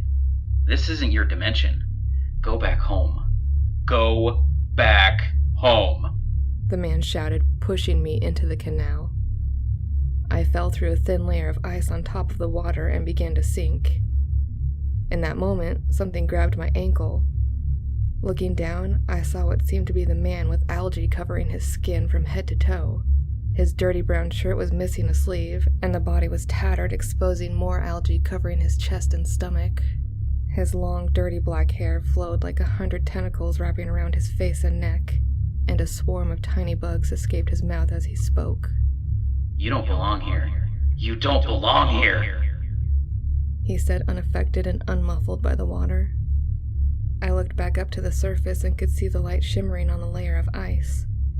God, I thought to myself for the first time in my life, please help me. God can't save you now, the man said, pulling me deeper as the light began to fade. At that exact moment, I was sure I was going to die. I could feel an immense pressure building in my chest as my body was fighting for oxygen. I just sank deeper into the ice-cold water until everything was completely dark and I could no longer see the surface. And then a thought crossed my mind. Surely I'm not in the canal anymore. Canals aren't this deep. I couldn't fight my body's natural responses any longer. Giving in, I took in a deep breath of air. I was blinded by a sudden rush of light. Throwing my hands up to my face, I began to rub my eyes as they adjusted to the light. I was back on the bench. Looking around, initially I seemed to be alone, but then I noticed something just in the distance by the entrance to the canal. The old man. Hey, I shouted, rising from my seat. Hey, stop! The old man turned, gave me a sinister smile and waved, before disappearing around the corner. I began to run, trying to run in my soaked and freezing clothes, trying to catch up to the old man. But when I got to where he was standing, he was nowhere to be seen. There was nowhere for him to hide, and just up ahead was a straight road, but he had completely vanished. I ran home as fast as I could, my body still feeling the coldness of the winter air hitting my now drenched body. Reaching my house, I saw a familiar face standing outside. It was Ian. Well, look at the state of you. Don't start, mate, I said as my teeth chattered together relentlessly. Anyone would think you were cold. Ian said jokingly as I glared at him. I walked straight past Ian and began to fumble around with the door key, and my hand shook. Finally, I managed to unlock the door and ran into the house, kicking my shoes off. "Come in, mate. Close the door behind you. I'll be down in a minute," I called to Ian while running up the stairs. Running into my bedroom, I threw my clothes off and onto the warm laminate floor, going through my wardrobe and seeing clothes I had never seen before. I picked out a pair of black joggers and a gray jumper, threw them on, and headed downstairs. Walking into the living room, I noticed all the banners had disappeared and Lucille was nowhere in sight. The only thing that remained was the empty photo album on the mantelpiece. She left you then? What? Who? Lucille. She's not here, mate. You've got shit luck with women, haven't you? She was here earlier. I didn't even know she existed until I woke up this morning. Oh yeah, when you brutally murdered your mum again. You what? Who do you think you're talking to like that? How do you know about my mom? I've already told you. My Alex tells me these things. But that was me, not your... Hang on. How do you know what another you has told me? I have this same conversation every time a new you comes along. Anyway, enough about that. What the fuck are you wearing? Shut up, I was cold. It's your own fault for going swimming in the winter. I didn't go swimming, You was pushed, I know. I could only stand there and stare at Ian at this moment in time. How does he know all of this? This happened to me and only me. This version of me. Let me guess. Your Alex told you? No. Some kid caught the whole thing on video. It's on YouTube already. Look. Ian said, starting up my computer. I'm going to make coffee. I went to the kitchen and turned the kettle on when I heard Ian laughing from the living room. Great, laugh it up, mate. After making my coffee and heading back through to the living room, Ian was still at my computer, repeatedly playing the video he mentioned on YouTube. Splash. This is great. You should see this. I don't need to. And in all honesty, I don't think it's appropriate you sitting here laughing at my expense. You don't know what I went through. Yeah, I do. About 2 centimetres of ice. Think that's funny, do you? Come on, mate, I'm only joking. Well, it's not fucking funny, mate. Get up. Get off my computer. Get out of my house. Alex, come on, I'm only having a laugh. Yeah, at my expense. Now get out. What's gone into you? Get out. I shouted, throwing my cup across the room at Ian. Now. I jumped up from my seat and grabbed Ian by the collar, dragging him away from the computer and throwing him halfway across the room. Laugh at me, will you? Alex, mate! Don't Alex mate me, I shouted, grabbing Ian by the collar again. I'll give you something to fucking laugh about. Ian stood up, and I found myself completely losing my temper and punching him in his eye, knocking him to the ground. Get out of my house, now. Fine, I'm going, you fucking headcase. Ian snarled, heading for the front door. The door slammed shut, and I was left alone. The house fell silent. The video had stopped, and I had spilt coffee all over my floor. Great, I thought to myself. I headed over to the spilt coffee and began wiping it up with my sleeve before sitting down at my computer. The most recent tab was a video on YouTube titled Fall in Canal, but that wasn't me. That wasn't even my canal. The water in the video wasn't even frozen. So Ian wasn't laughing at me. Is there really a video of what happened? I began getting myself worked up about the same things over and over. How did Ian know? I pondered intently. I closed the tab with the video and went straight over to Reddit to ask everyone on dimensional jumping what might be going on, and if there was any possible way for one person to know the details of another person's jump across dimensions. But nobody seemed to have the answers I was looking for. I was on Reddit and performing various Google searches, but I found nothing. One user on Reddit said how it's not possible for one person to know of another person's jump without the jumper telling them, to which I replied, the person in question has informed me that not only has he spoke with me, he's spoken with various versions of myself who have passed through his dimension. To which one of the mods on the sub said how there are no other versions of myself, only me. But if this was the case, how would Ian know so much? Not satisfied with my results, I decided to go and get a shower and get changed into something more comfortable. While in the shower, I heard what sounded like talking from the TV, with intervals of footsteps walking all around my house. But every time I stopped the shower, a sudden silence fell upon my home, aside from the occasional drip from my shower head. Every time I called out, I got no reply. And every time I turned my shower back on, the sounds returned. I assumed I was just hearing things, but got out of the shower to go investigate anyway. After getting dressed, I headed to the top of the stairs and stood there for a few seconds, listening. But I didn't hear anything. Nothing but the increasing volume of my own breathing. And then that familiar dial-up modem sound. Until the noise became so loud and so intense it felt like my eardrums were about to burst. And then, all of a sudden, it stopped, leaving my ears ringing as if I just walked out of a rave. Within seconds, the ringing had subsided and my house was devoid of any sound at all, until I heard a whisper in my ear. You've come to the wrong dimension. The next thing I remember is waking up on my living room floor in a pool of spilt coffee to the sound of Lucille calling me. Alex, wake up! Are you okay? She said, clutching my hand. Yeah, I moaned. I'm fine. What happened? I don't know. I went to the bathroom and when I came back down, you seem to have taken a fall. You've got a lovely black eye, too. I stood up and went to sit down on the sofa.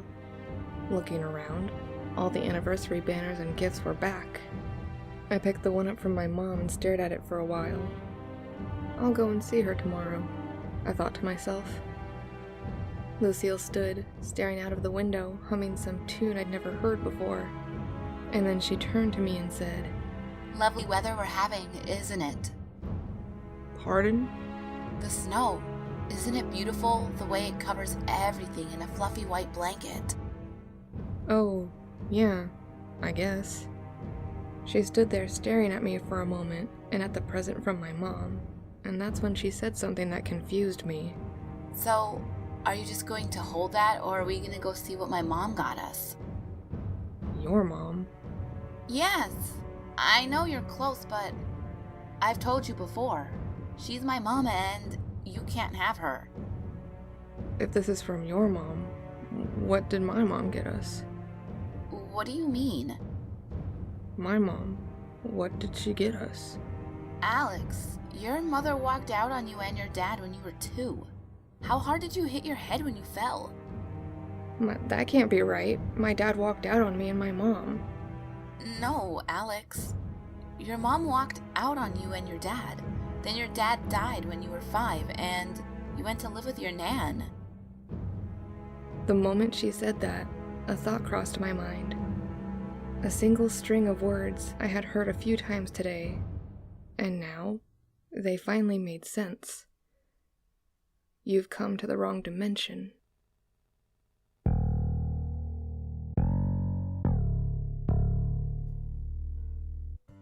The wrong dimension? The wrong fucking dimension? Again? Lucille stood by the window staring at me with a worried expression on her face. Alex, darling, are you okay? Do I look? I shouted, pausing to take a breath. No, Lucille, I'm not.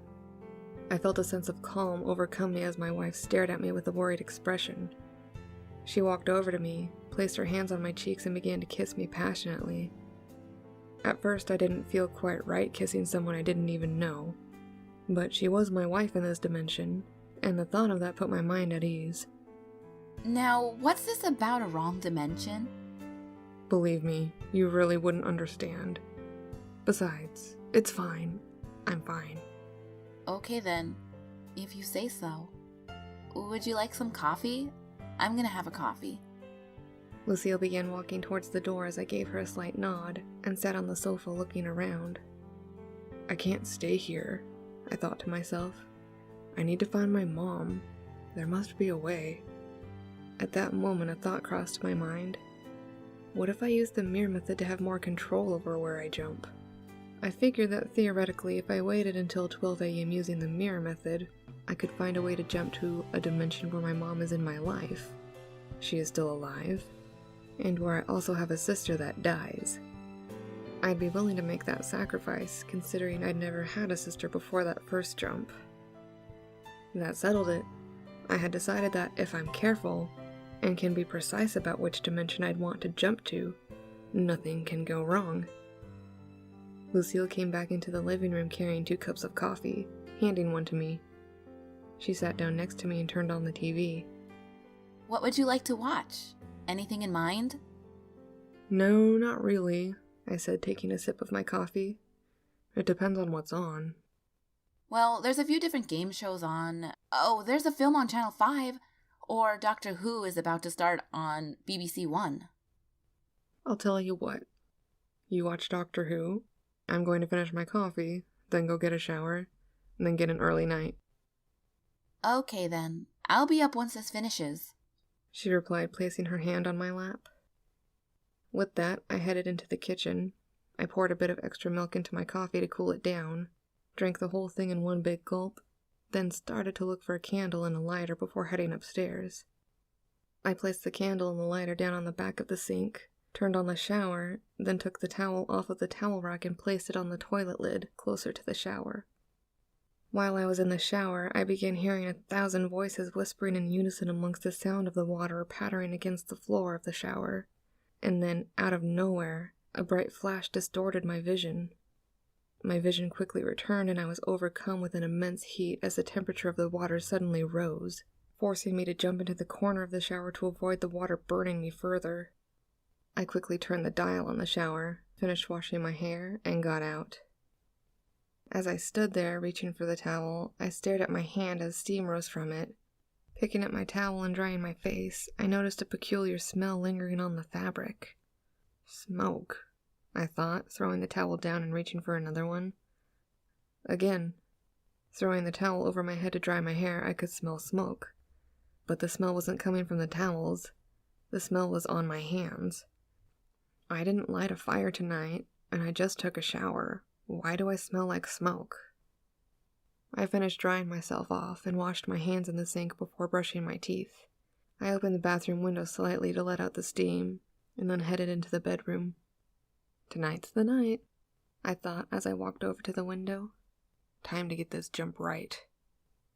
Looking out into the evening scene, I noticed a light fog had veiled the lifeless street as the orange glare of the streetlights beamed through the darkness. I set my alarm for 12 a.m., then went and laid in bed. I had just started drifting off to sleep when Lucille called out from the other side of the door. Alex, are you awake? Well, I am now. The door slowly opened and I could see the silhouette of Lucille standing in the doorway. Looking up, I turned the lamp on and was stunned. She was standing there completely naked as I looked her up and down, taking in the beauty of her smooth, glabrate body. Her auburn hair was blanketing one side of her face, exhibiting her stunning emerald eyes amidst the waves. Her small, elegantly formed breasts sat tantalizingly upon her chest as she ran her fingers lightly down her neck, chest, and stomach. For the first time, my eyes were open to her radiant beauty. Walking over to the bed, she turned off the lamp and climbed under the sheets, throwing her legs over me. I placed my hands on her waist. Kiss me, she whispered in my ear. I felt a sudden rush of adrenaline as I pulled Lucille closer, kissing her lustfully as she ran her hands down my body. Suddenly, I heard the sound of my alarm and I jumped up to see Lucille sleeping next to me as the glow of my phone dimly lit up the room. Were we... I mumbled to myself in confusion.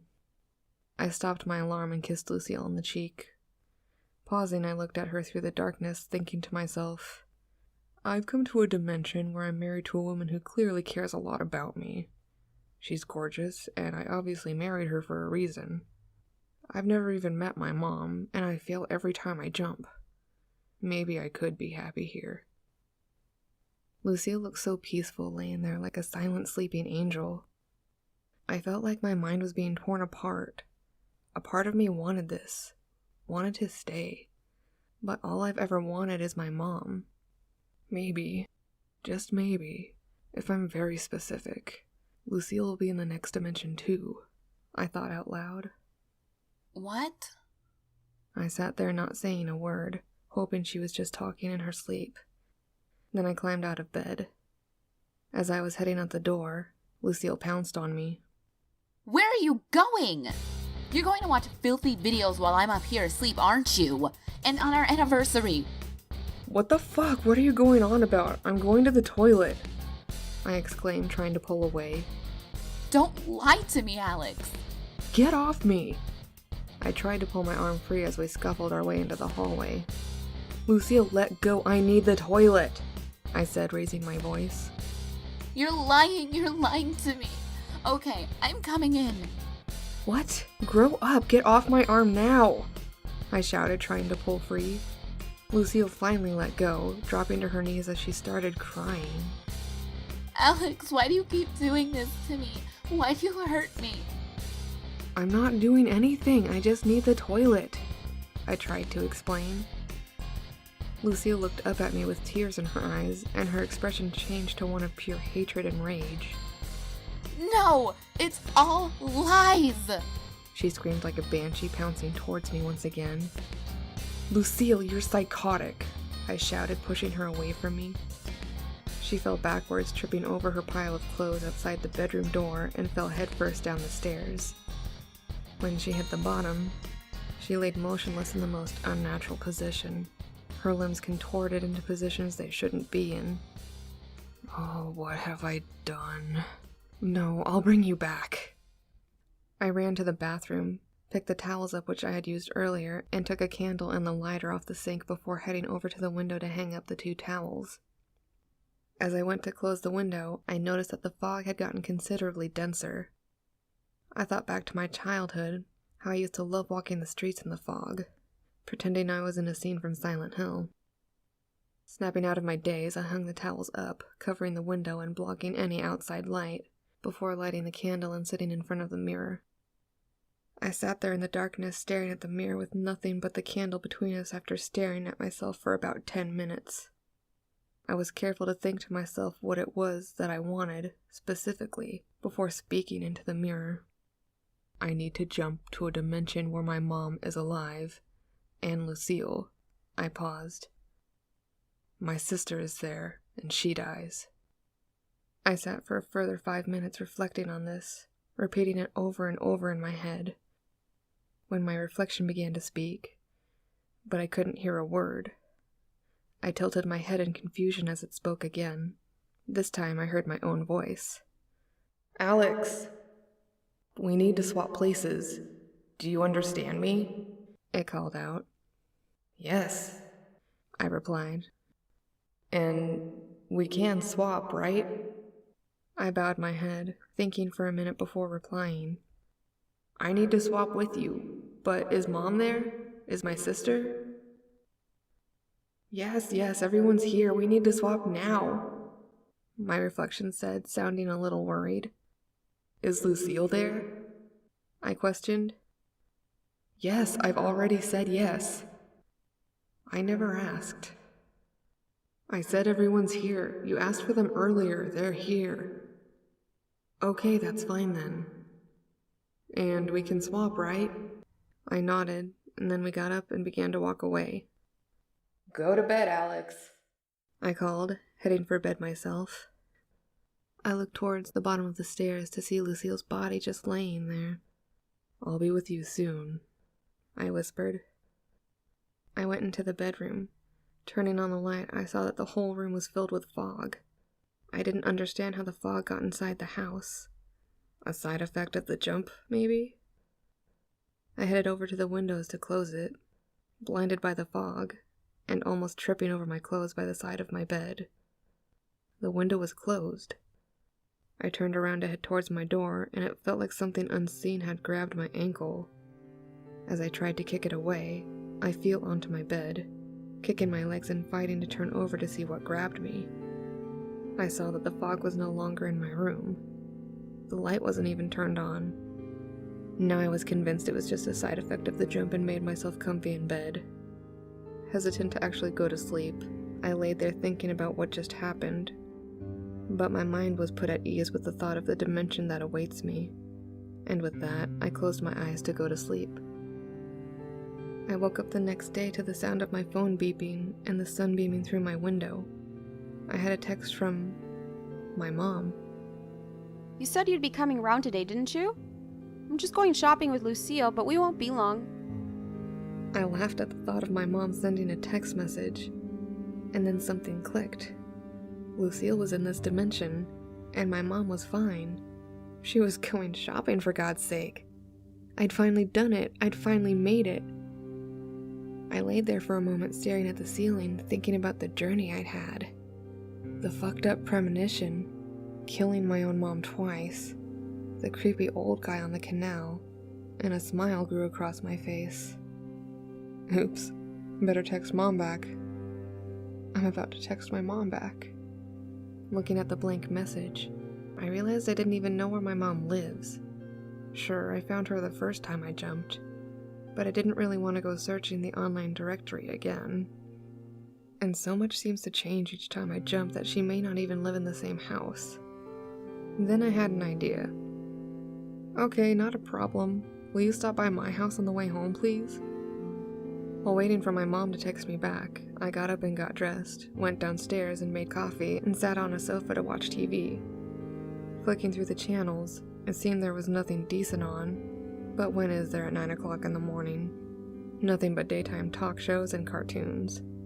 Since I'm neither a stay-at-home mom or a fan of the TV show aimed at them, I opted for one of the cartoon channels, and Pokemon was about to start, so why not? And that's when my phone beeped. Okay, honey, not a problem. I watched Pokemon and drank my coffee, then began flicking through the channels again, stopping halfway through my search to run to the toilet. On my way back into the living room, I saw that the news was just starting, and I figured it could be good to see what's happening in the world, in this dimension. Clinton has won the U.S. election with 79% of the electoral votes. I couldn't help but laugh at the thought of Hillary Clinton running America. Bring on World War III, I muttered sarcastically. Scientists have confirmed many of the supposed benefits of cannabis.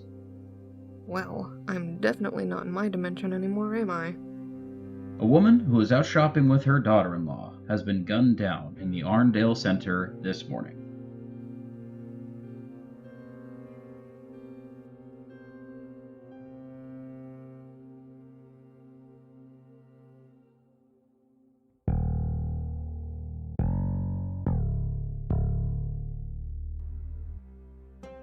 I stood staring at the TV, my mouth hanging open as tears began to fill my eyes.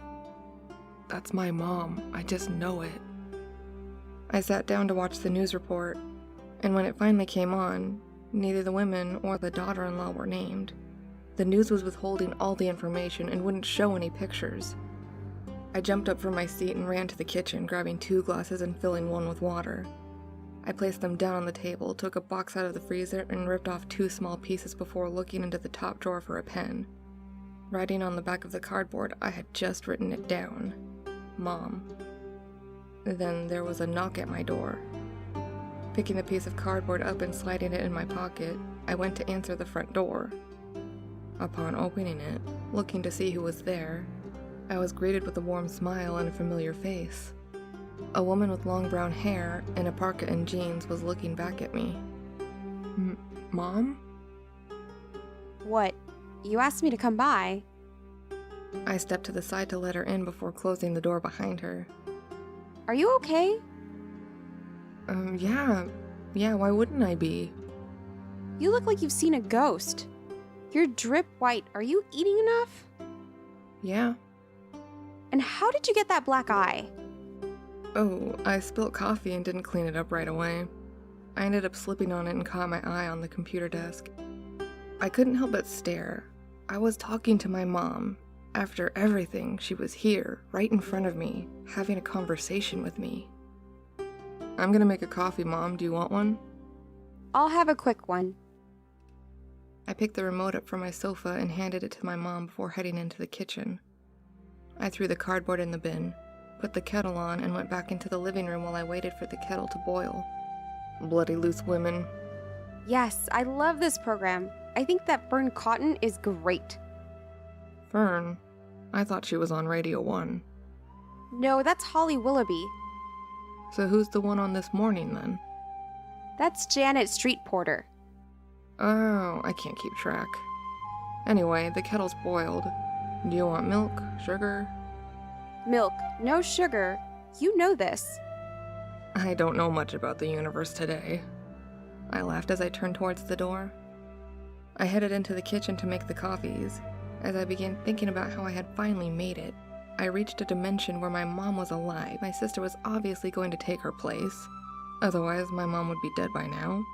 And soon, I was going to be with Lucille too. A smile crossed my face as I grabbed a couple of biscuits from the cupboard and went back through to the living room to sit with my mom. Oh, you'll never guess what happened today. Some woman got shot in the Arndale. Oh yeah, I know. I saw it on the news. And that reminds me, where's Lucille? Why did that make you think of Lucille? I just remember when I saw it on the news, I knew you were both shopping, and I worried about you. I see. Well, that's very thoughtful of you, but we are both okay. And Lucille took the shopping back. My mom and I sat talking for a half hour or so, making small talk and giving me ample opportunity to get to know her. That's when my mom said she had to head home and asked me if I was joining her. Taking the opportunity to find out where my mom lived, I put on my coat before following her. We were just over halfway there when I heard a familiar sound in the distance. The sound of muffled music. I started to look around to see where the sound was coming from, and as I turned around, my mom was halfway across the road and a familiar car sped around the corner. My car, from the first dimension. The car was heading directly for my mom. Running out to save her, I pushed her to the other side of the road, falling to my knees in front of the oncoming car. I screamed as the car sped closer, and right before hitting me, it began to look as though it was a hologram flickering through static before it glitched out of existence. What the hell was that all about? I'm sorry, Mom, I tripped over something. Standing back up, I crossed over to the other side of the road and continued walking with my mom. Hang on, I just need to go into the store. I need to get some milk, she said as we approached the corner shop. We both went inside the shop, and my mom picked up the milk and asked me if I wanted anything, to which I politely declined but thanked her anyway. As we neared the counter, there was a young Asian guy in a black leather jacket, and his hair backcombed, covered in an excessive amount of hair products, grinning as he looked over the counter. Just that, please, love. Oh, would you look at you? I'm Tarek. Now what's it gonna take to get you in my bed tonight? Oh, that's not going to happen, love. Are you sure you don't want the best night of your life? You wouldn't be able to walk for days after getting in the sack with me. Well, I guess we'll never know, now will we? You'll see. He laughed as we began to leave the shop. Just as we were walking out the door, Tarek thought it was appropriate to whistle at my mom. Prick, I muttered under my breath. We had just rounded the corner of the shop when I told my mom I needed to pick up some painkillers, and I'd forgotten when she asked if I wanted anything, to which my mom said she would wait for a minute. I ran back down to the shop and asked Tarek for 2 boxes. Taking them from behind him, he placed them on the counter. £3, mate. I picked them up and put them in my pocket as I turned around. Oi, I said £3. I picked up a tin off the shelf and turned back to face Tarek. Grabbing him by the throat, I pulled him over the counter and forced him to the floor, hitting him repeatedly with the side of the tin. You ever speak to that woman like you just did now, and I promise you, pal, you won't be speaking to anyone again, because I'll rip your fucking tongue right out of your mouth. Do you understand me? I said as Tarek tried to cover his face. I pulled his hands away from his face and slammed the bottom of the tin into his nose and hitting him in the mouth, knocking out a couple of teeth. Standing up, I threw the tin at him and began stomping on his ribs. Are you listening to me? Yes. Tarek cried as blood poured from his mouth. Good, not another fucking word to her again. And while you're at it, you may as well take those as well. You're going to need them, I said, throwing the box of painkillers at him. I began walking out of the shop. but as I looked back at Tarek lying on the floor, I couldn't help but laugh to myself. Are you gonna get rid of the fucking CCTV footage as well? You don't want this to happen again, do you? Next time, I'll fucking kill ya. Running back down the street to where my mom was waiting, I called over waving the second box of painkillers. You took your time. What took you? My legs. I laughed as we continued to walk. We walked a little distance down the road before we came to my mom's house, the same house from the first dimension I visited, so at least I knew where it was now. Entering the house, my mom called out to Lucille. Lucille, Alex is here. We'll be in the living room. We went through to the living room and I saw pictures everywhere. There were some pictures of my Nana, some of me, and one that stood out in particular. There was a picture of me standing with a little girl no older than 13. I was pushing her on a tire swing and we were smiling.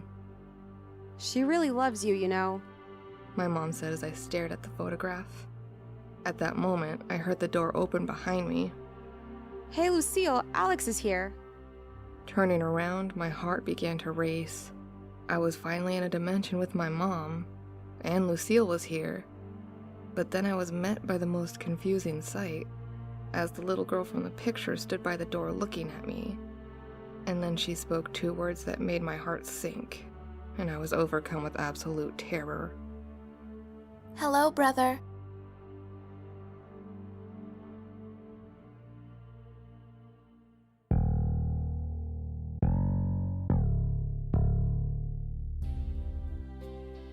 Running towards me as quick as a racehorse, this little girl wrapped her arms around me, squeezing me tightly. Missed you. She smiled, looking up at me. Lucille, let go of Alex. You only saw him yesterday. I've missed you too, Lucille. I stood there in a daze. This doesn't make sense. Lucille's my sister? Something must have gone wrong somewhere, but I was clueless as to what it could be. Nothing made sense. The sound of whispering surrounded me as my vision became blurred, and one voice stood out from the rest. You fucked up. The disembodied voice spoke tauntingly. You're pathetic. You couldn't even do this right. I began to see silhouettes walking past me, my vision still blurred as they turned to me, laughing and taunting.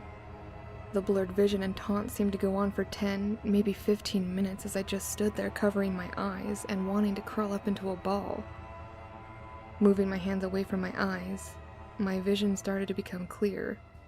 Lucille was just letting go, conforming to my mom's request. Alex, Mom's decorated my room. You should see all my new things, she said, pulling at my sleeve and leading me to the door. I followed Lucille upstairs to her newly decorated room. The sheer look of glee on her face as she paved the way reminded me somewhat of my childhood and how I would get excited over the smallest things. Look! She shouted as we entered the room. Wow, your room looks awesome! I replied, trying to sound as excited as she clearly was. These are all my new teddies. The dog is called Chester. I haven't named the other ones. And look at my wallpaper. It's My Little Pony. Oh, and look! Mom got me this My Little Pony candle too. Aren't you a little young for candles? No. It was my birthday last week, and Mom said as long as I keep it on the little plate and don't leave the room when it's on, I can have it. And rightly so. I'm going to go sit with Mom now. Are you joining us? No, I'm gonna sit in my room. Okay then, I'll see you in a little while. I went downstairs and sat talking to my mom for the next half hour as we watched a game show on TV, when my mom then said, Right. Quiet now. My program's about to start. Which one? A Touch of Frost. The one with David Jason. That's still on? Oh no, it finished a couple of years back, but they still play reruns. That reminds me. That policeman called round again today. Did you call him? Which policeman? The one I told you about yesterday. That detective something. Jenkins? That's the one. Didn't you call him? No, Mom, I must have forgotten. In fact, I'll go home and do that now. I'll come by tomorrow. Okay, honey, see you tomorrow. See you, Mom. Love you. I started to leave the house when I heard Lucille shouting down from her bedroom. Are you going home, Alex? Yeah, When are you coming back? probably tomorrow. Oh, okay. See you tomorrow then. Love you. You too, Lucille. Leaving the house, I walked out into a wall of fog and was immediately reminded of the last time I saw Lucille, my Lucille, laying at the bottom of the stairs. No longer did the fog remind me of my own personal Silent Hill, but the death you would find there. I began to jog home, not wanting to stand out in the cold any longer than I possibly had to. And just as I was reaching to open my gate, a hand grabbed me from behind, clutching my shoulder, followed by a deep, demonic voice. You have come to the wrong dimension. Jumping back and looking around, I saw Ian retracting his hand. What the fuck are you doing, you moron? I fucking shit myself. Oh, sorry, mate. Ugh, don't worry about it. Come in a minute. I need to speak with you. We went inside into the kitchen. Ian sat at the table as I began pacing the floor, my mind going into overdrive. I didn't understand what was going on in this dimension anymore, and the only person I could speak to about it was Ian. Listen, Ian, mate, I need to ask you some things. You seem to know more than me about all this dimensional jumping crap and what I've got myself into, and personally, I don't give a shit how you know. I just need to know what the fuck is going on. What do you mean, pal? Well, first off, why did your Alex jump? He said something about being followed by that detective that had you for running your mum over. Well, that explains his urgency. And in that last dimension, I had a wife, Lucille. Oh, that fucking head case. Well, yeah, but she was my wife. Incidentally, why was it she was so volatile? She was bipolar, wasn't she? You didn't know before you married her. Your cheating didn't help either. Well, not yours. Other Alex. And why isn't Lucille here? She is, mate. Lucille is here, but she's not my Lucille. She's my sister, and she's just a kid. And she's gonna die. I mean, you could probably try to save her, but then your mum will die. Are you honestly willing to let a child die so you can be with your mum? I hadn't thought of this before. Everything that was going on, and I never looked into consideration that I'd given her a death sentence before I even came to this dimension. Fuck! Nope, I'm not willing to. I can't do it, Ian. I finally got to meet my mom today. I can't save Lucille. You could always jump. Every time I've jumped before now, something's gone wrong. You saying nothing did this time? Well, yes. I'm about to kill my kid sister. I'm about to kill Lucille. Again. Why the fuck is Lucille my sister all of a sudden? Mirror method, man. You asked for it. You explicitly said it. My sister Lucille. No, I said, I need to jump to where my mom is alive, Lucille is alive, and my sister dies. No, mate. You said you need to jump to a dimension where your mum is alive and Lucille. Then you paused and said the words my sister is there and she dies. You called her Lucille, your sister. Thinking back, he was right. I turned my wife into my sister, and now I'm going to let her die. Ian, I need to go, mate, I said, heading for the front door. Let yourself out. I want to go and spend some time with my family, decide what I'm going to do next. Ian followed me out of the front door, and I noticed the fog had completely disappeared. Strange. That fog soon went. Locking the front door behind me, Anne and I said our goodbyes, and I began to run to my mom's house. Coming up the corner, I began to hear the sounds of loud machinery, and was quickly surrounded by fog in an instant. Only this fog wasn't cold like it should be, and it had a smell. That's not fog, I thought to myself. It's smoke. Quickly running around the corner, I saw a fire engine parked up against my mom's house. Running up to one of the firemen, I began to call out, "This is my mom's house, please, what happened?" We believe the fire broke out in one of the upstairs bedrooms. Lucille's candle, I thought to myself. Is everybody okay? I'm sorry, pal, he said, a look of devastation on his face. Sorry? Sorry for what? We carried 2 bodies out earlier.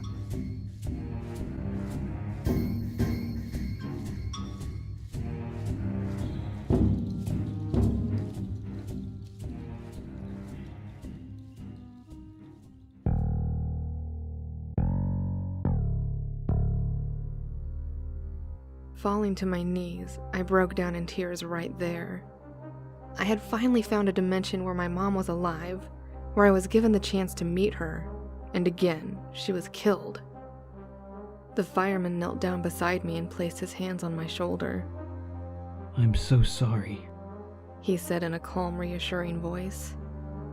I jumped up from where I was kneeling, wiped the tears from my eyes, and stared at the fireman. "Is this your fault? Did you burn my mom's house down?"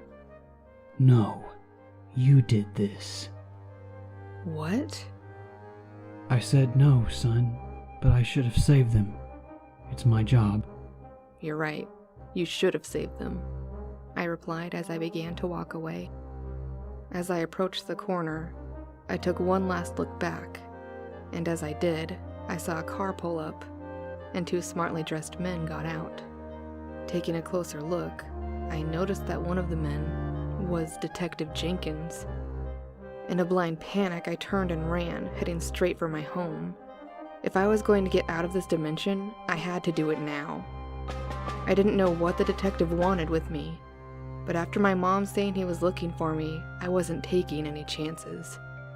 Arriving home, I burst through my front door and ran straight to my kitchen, grabbing a glass of water and an empty glass.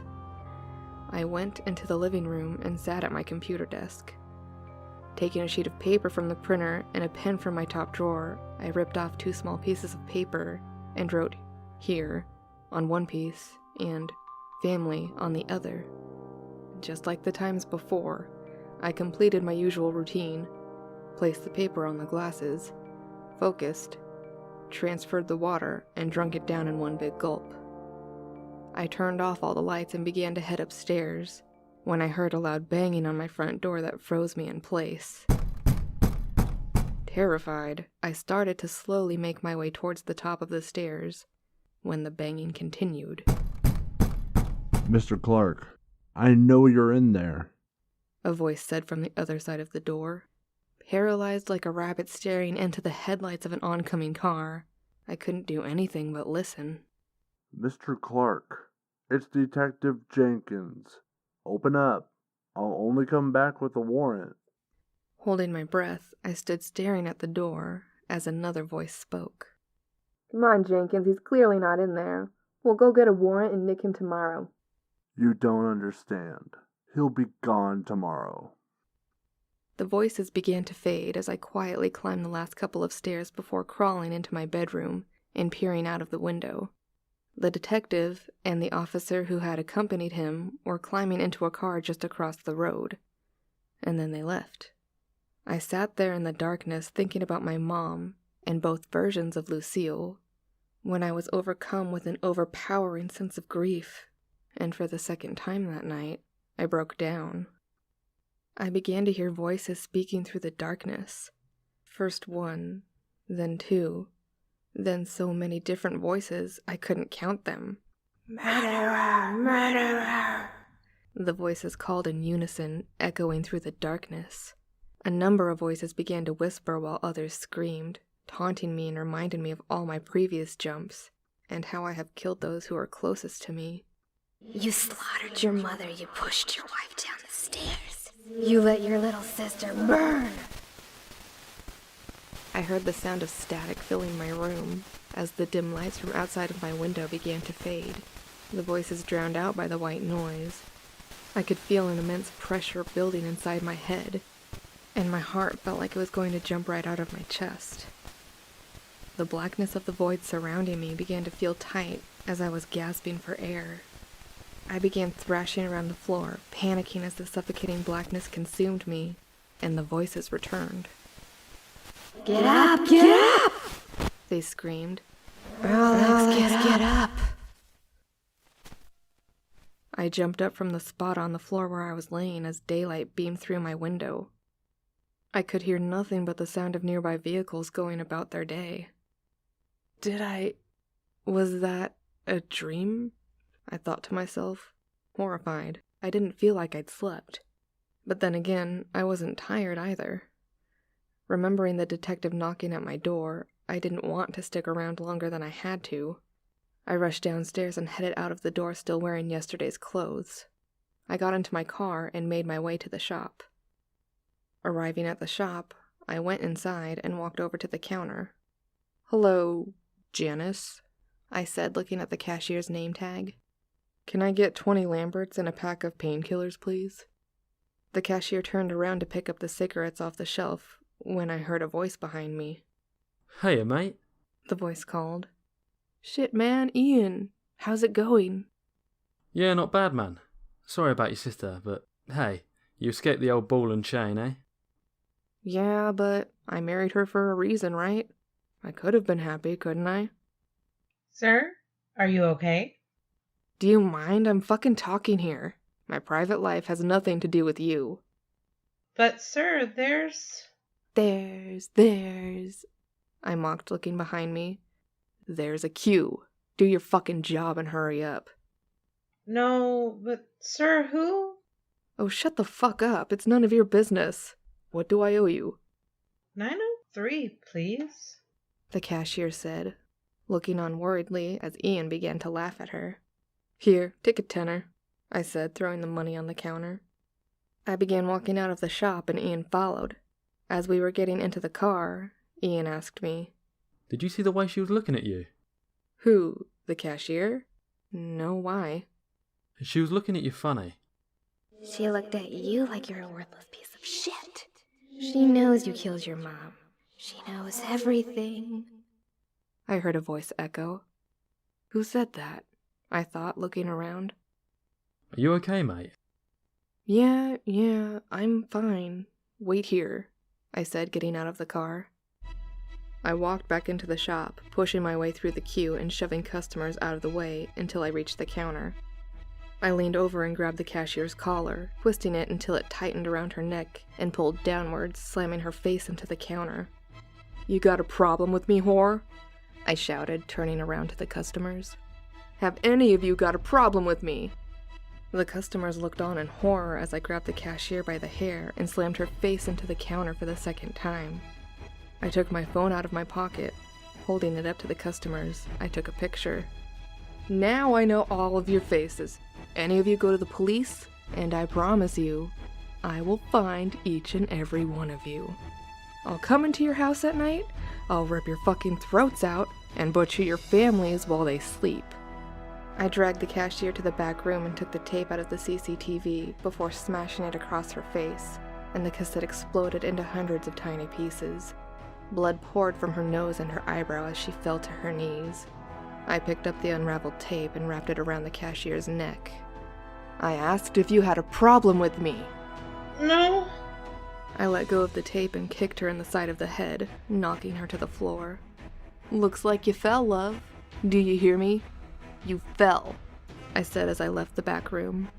Some of the customers remained on the shop floor, I assume waiting to see what happens, while a number of them had clearly left. "One of you might want to go in there and help Janice.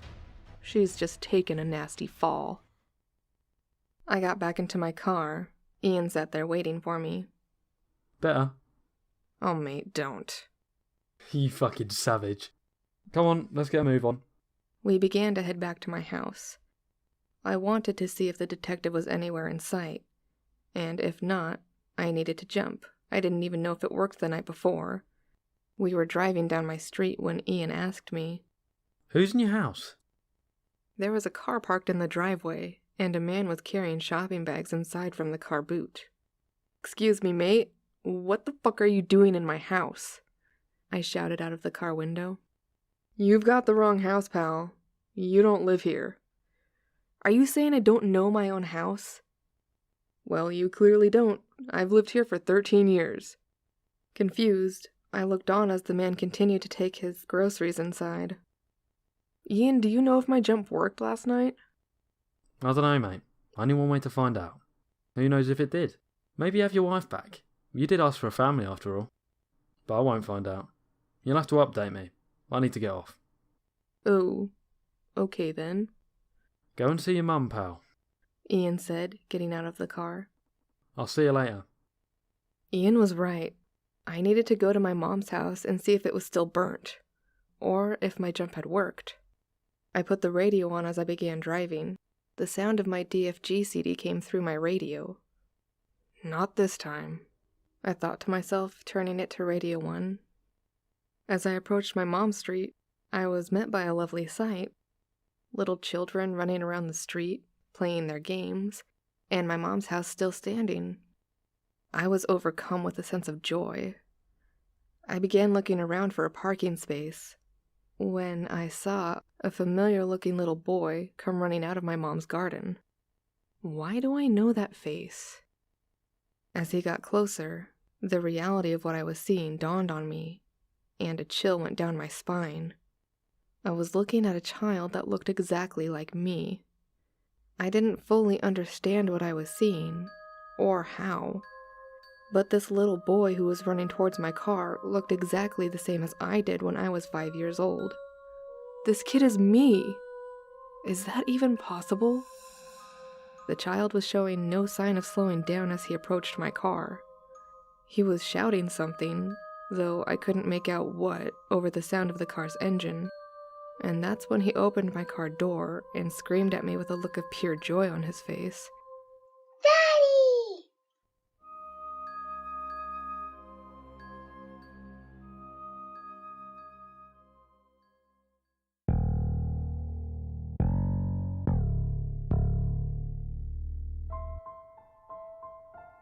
Daddy, I thought to myself. Instantly, my head felt like somebody had beat me with an axe, splitting my brain in two as memories rushed in. Memories I never had before now. I could remember being 5 years old and jumping into my father's car when he came home from work. I could remember this exact moment. I could remember being here at this moment in time before. But that child was me. What's wrong, Daddy? The child asked as I was holding my head in pain. Nothing, kiddo. Just a headache. Let's go see Mommy. She can make you better. She always makes me better when I'm poorly. I drove towards my mother's house, but as I got outside, it looked different. The house was the same, but the garden wasn't as nice as it had been. There were no flowers, and a swing set was in place of the oak tree that was there before. At least there's a driveway, I thought to myself as I pulled in. The 5-year-old version of myself jumped out of the car and ran inside the house as I shut off the engine. I locked the car door, and walking up to the front door, I didn't know what to expect. I stood on the doorstep for a moment and listened to the sound of my son running up the stairs and the sound of clattering pots and pans coming from the kitchen. I walked inside and headed to the living room. My mother walked in and kissed me on the cheek. Hello, honey. I'm just washing up. Then I'm going to make coffee. Would you like one? No, thank you. Okay, well, I won't be long. And could you take Alex to my mother's shortly? She said she was babysitting tonight. Of course, I replied, somewhat confused. I didn't fully understand what was going on. I am Alex, but somehow I found myself in a dimension where there is another me, a 5-year-old version of me, and I'm his dad. This doesn't make sense, I thought to myself, sitting down on the sofa. I turned on the TV and was greeted by static. Flicking through the channels, none of them seemed to work, so I got up to check the cables as I heard a faint voice in the background of the white noise. At first it was hard to make out what the TV was saying as the voice stuttered through the hiss.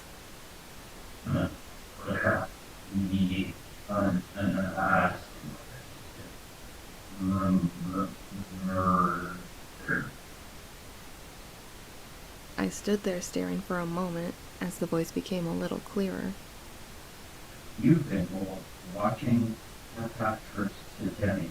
The man's voice stuttered as I hit the side of the TV. How will Alex get out of this one? And who will he kill next? What? I mumbled, staring at the screen. I could slightly make out a face on the screen made up of the static itself as the man spoke again. Who will you kill next, Alex? How are you doing this? Your son? Your wife? Yourself? No, I won't kill anyone. Not again. My mother entered the living room. Did you say something, honey? Huh? Yeah, the stupid TV won't work, I remarked, pressing the on button. The TV turned on with no problem as my mother walked towards me with her arms open. It's working fine now, she said, wrapping her arms around me. Take Alex to my mom's and we can have some alone time. I cringed at the thought. To her, this was normal, but this isn't my dimension. This is incest, I thought, stepping back. Okay, I'm just going to get my coat from the bedroom. I headed up the stairs and into the bedroom as I heard a knocking at the door. I stood there, staring out of the bedroom window, and again I felt the sharp pain rush through my head. I could feel my brain cells separating and my nerves exploding as my brain flooded with new memories. Looking down, I could see my father's car in the driveway. I could see the swings that I used to play on when I was a child. I could remember it all. But these are not my memories. These are the memories of the child downstairs. Falling to my knees, I looked up and saw Ian. He stood there holding a glass of water and some painkillers. Hey man, your son let me in and asked me to bring these up to you. Here. Thanks. Ian, what's going on? How can he be my own son? It seems like you've jumped to a dimension where it's possible to be your own father. Kinda like that old riddle. What? You know, what came first, the chicken or the egg? No, that's impossible. No matter what dimension I'm in, there are laws of time and space, laws of physics. It doesn't matter where or when you are. There are some things that are just impossible. Like having memories you never had before. Like killing a wife you never had. Like having a dream of your mother's death, only to wake up and kill your own mother. Alex, nothing is impossible. Improbable, maybe, but nothing is impossible when you use your imagination. You wanted a family, Alex. I wanted my mother. I wanted Lucille. I snarled, turning to look out the window. I want clarity. I just want a normal life. I want to be happy. A little voice trembled behind me. Who are you talking to, Daddy? Ian had again vanished, and I was alone in the bedroom with this younger version of myself. Oh, nobody. Go downstairs and get your coat on. We're going to Nana's. With that, Alex ran for the front door with a look of joy on his face. I opened the wardrobe and took out my coat as I began to head downstairs. I'm going to drop him off now, I called as I reached the front door, but got no reply. Opening the door, I saw Alex was already sat in my car, so I got in myself and we set off. I wasn't exactly sure where I was supposed to be going, but I had a pretty good idea. I drove to my own Nana's house. As we pulled up, Alex jumped out of my car and ran toward the front door, knocking on it loudly. I got out of the car, leaving the engine running, and walked toward the door myself as my Nana answered, looking at me. Alex, my, how you've grown. Hello, it's nice to see you, Nana, I replied, thankful that one person here other than Ian knew who I really am. No, Nana, I'm down here. Stop joking. Oh, I'm sorry, dear. You just look so much like your dad. Come on in. I stood there in shock as it dawned on me. My Nana doesn't know me as me. Even to her, I am my own father. Come by tomorrow after dinner to pick him up. Will do, I replied, and with that my Nana closed the door. I got back in my car and sat there for a moment, and that's when it dawned on me that I couldn't stay. I drove straight back to my mother's house, ran into the kitchen, and made the decision that I couldn't do this anymore. The TV was right. Who would I kill next? I didn't want this. I just wanted a normal life. I just wanted to be back home, in my dimension. I set up the 2 glasses to make my jump, writing here and home on the 2 pieces of paper. I did my usual routine of focusing on the glasses before transferring the water and drinking it all. Honey, are you home? My mother said, coming in the front door. Yeah, but I have a splitting headache. I'm gonna go to bed. Oh, okay. Getting undressed and laying in bed, I thought to myself how I had come such a long way, and was so determined to get to a dimension where I could finally be with my mother. But every attempt failed. Maybe it was for the best. I had decided to give up. Nothing seemed to go right. I quickly fell asleep, but was awakened sometime later to the sounds of screams and sadistic laughs in the darkness echoing outside my door. I tried to jump up from my bed, but I couldn't move. I was tied down.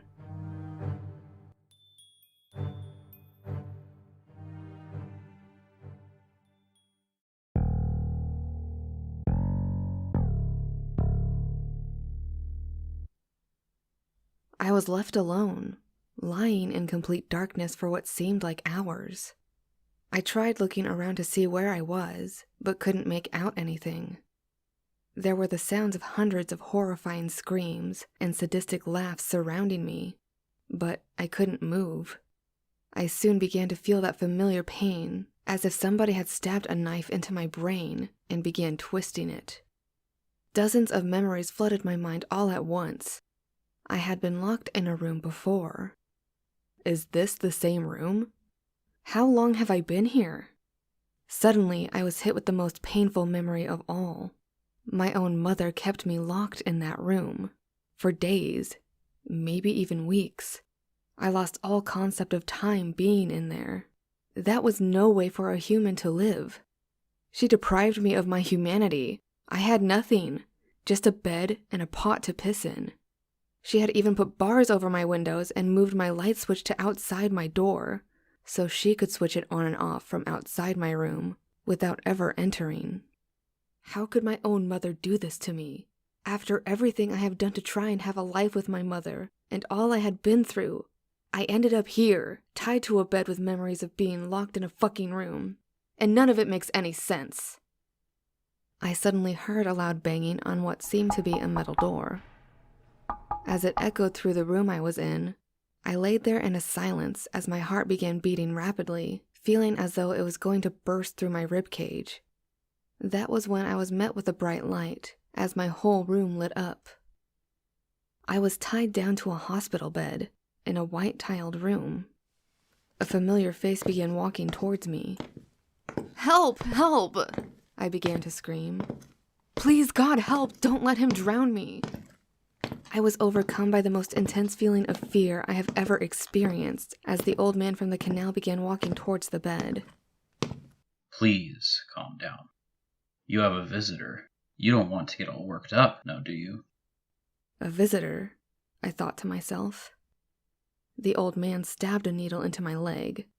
Within seconds, my vision slightly blurred, and I began to feel a little lightheaded, and a sense of calmness came over me. The old man unstrapped me from the bed and placed me in a wheelchair. Come on now, Mr. Clark. Your visitor awaits, he said, pushing the wheelchair out of the room. We exited into a long corridor lined with doors on each side and signs hanging from the ceiling, though I couldn't make out what any of them said. I was left by a table in what I assumed was a visiting room when I heard a voice calling from behind me. Alex! How are you feeling today? Who are you? It's me. It's Mum. There I was, face to face with the woman I had tried so hard to meet. The woman who kept me locked up for who knows how long. The woman I no longer wanted in my life. Not here, at least. I knew there and then that I didn't want to stay in this dimension. But I didn't even know where I was, let alone how I was going to get out of whatever fucked up situation I had gotten myself into this time. Oh, what do you want? They finally said I could visit. They? Who's they? What do you mean visit? You don't know where you are? Of course I don't fucking know where I am. I woke up tied to a fucking bed, and the next thing I know, I'm being drugged up and wheeled out here to see you. And what makes you think I want to see you after what you've done to me? What have I done, Alex? My mother asked calmly. You know what you've done, don't play dumb. Alex, I don't know what you think I've done, but... No, don't lie to me, Mom. You kept me locked in my room. You treat me like an animal. Everything I've done up to this point has been for you, Mom. And you locked me in my room, and then put me in this place. No, Alex, you're wrong. We didn't do anything to you. You were never locked in your room. You were in prison, and now you're in Broadmoor Hospital. Prison? Broadmoor? I spent one night in a holding cell. I was in for drunken disorderly. And Broadmoor's a mental hospital. You ran over a little girl. You beat Mrs. Darcy to death, and you set fire to Amber Jackson's house, killing her whole family. You're not well, Alex. No, I didn't do any of those things. They all happened to you, Mom. They all happened in different dimensions. That's not true, Alex. You created this illusion that you were. What do you call it? Jumping to get to me. But I was always right here. No, Mom, you're wrong. Ask Ian. He knows. Oh, Alex. Ian doesn't exist. Ian was an imaginary friend you had when you were 5. You hadn't mentioned him in years. I just assumed you grew out of that phase. Ian's been my best friend my whole life.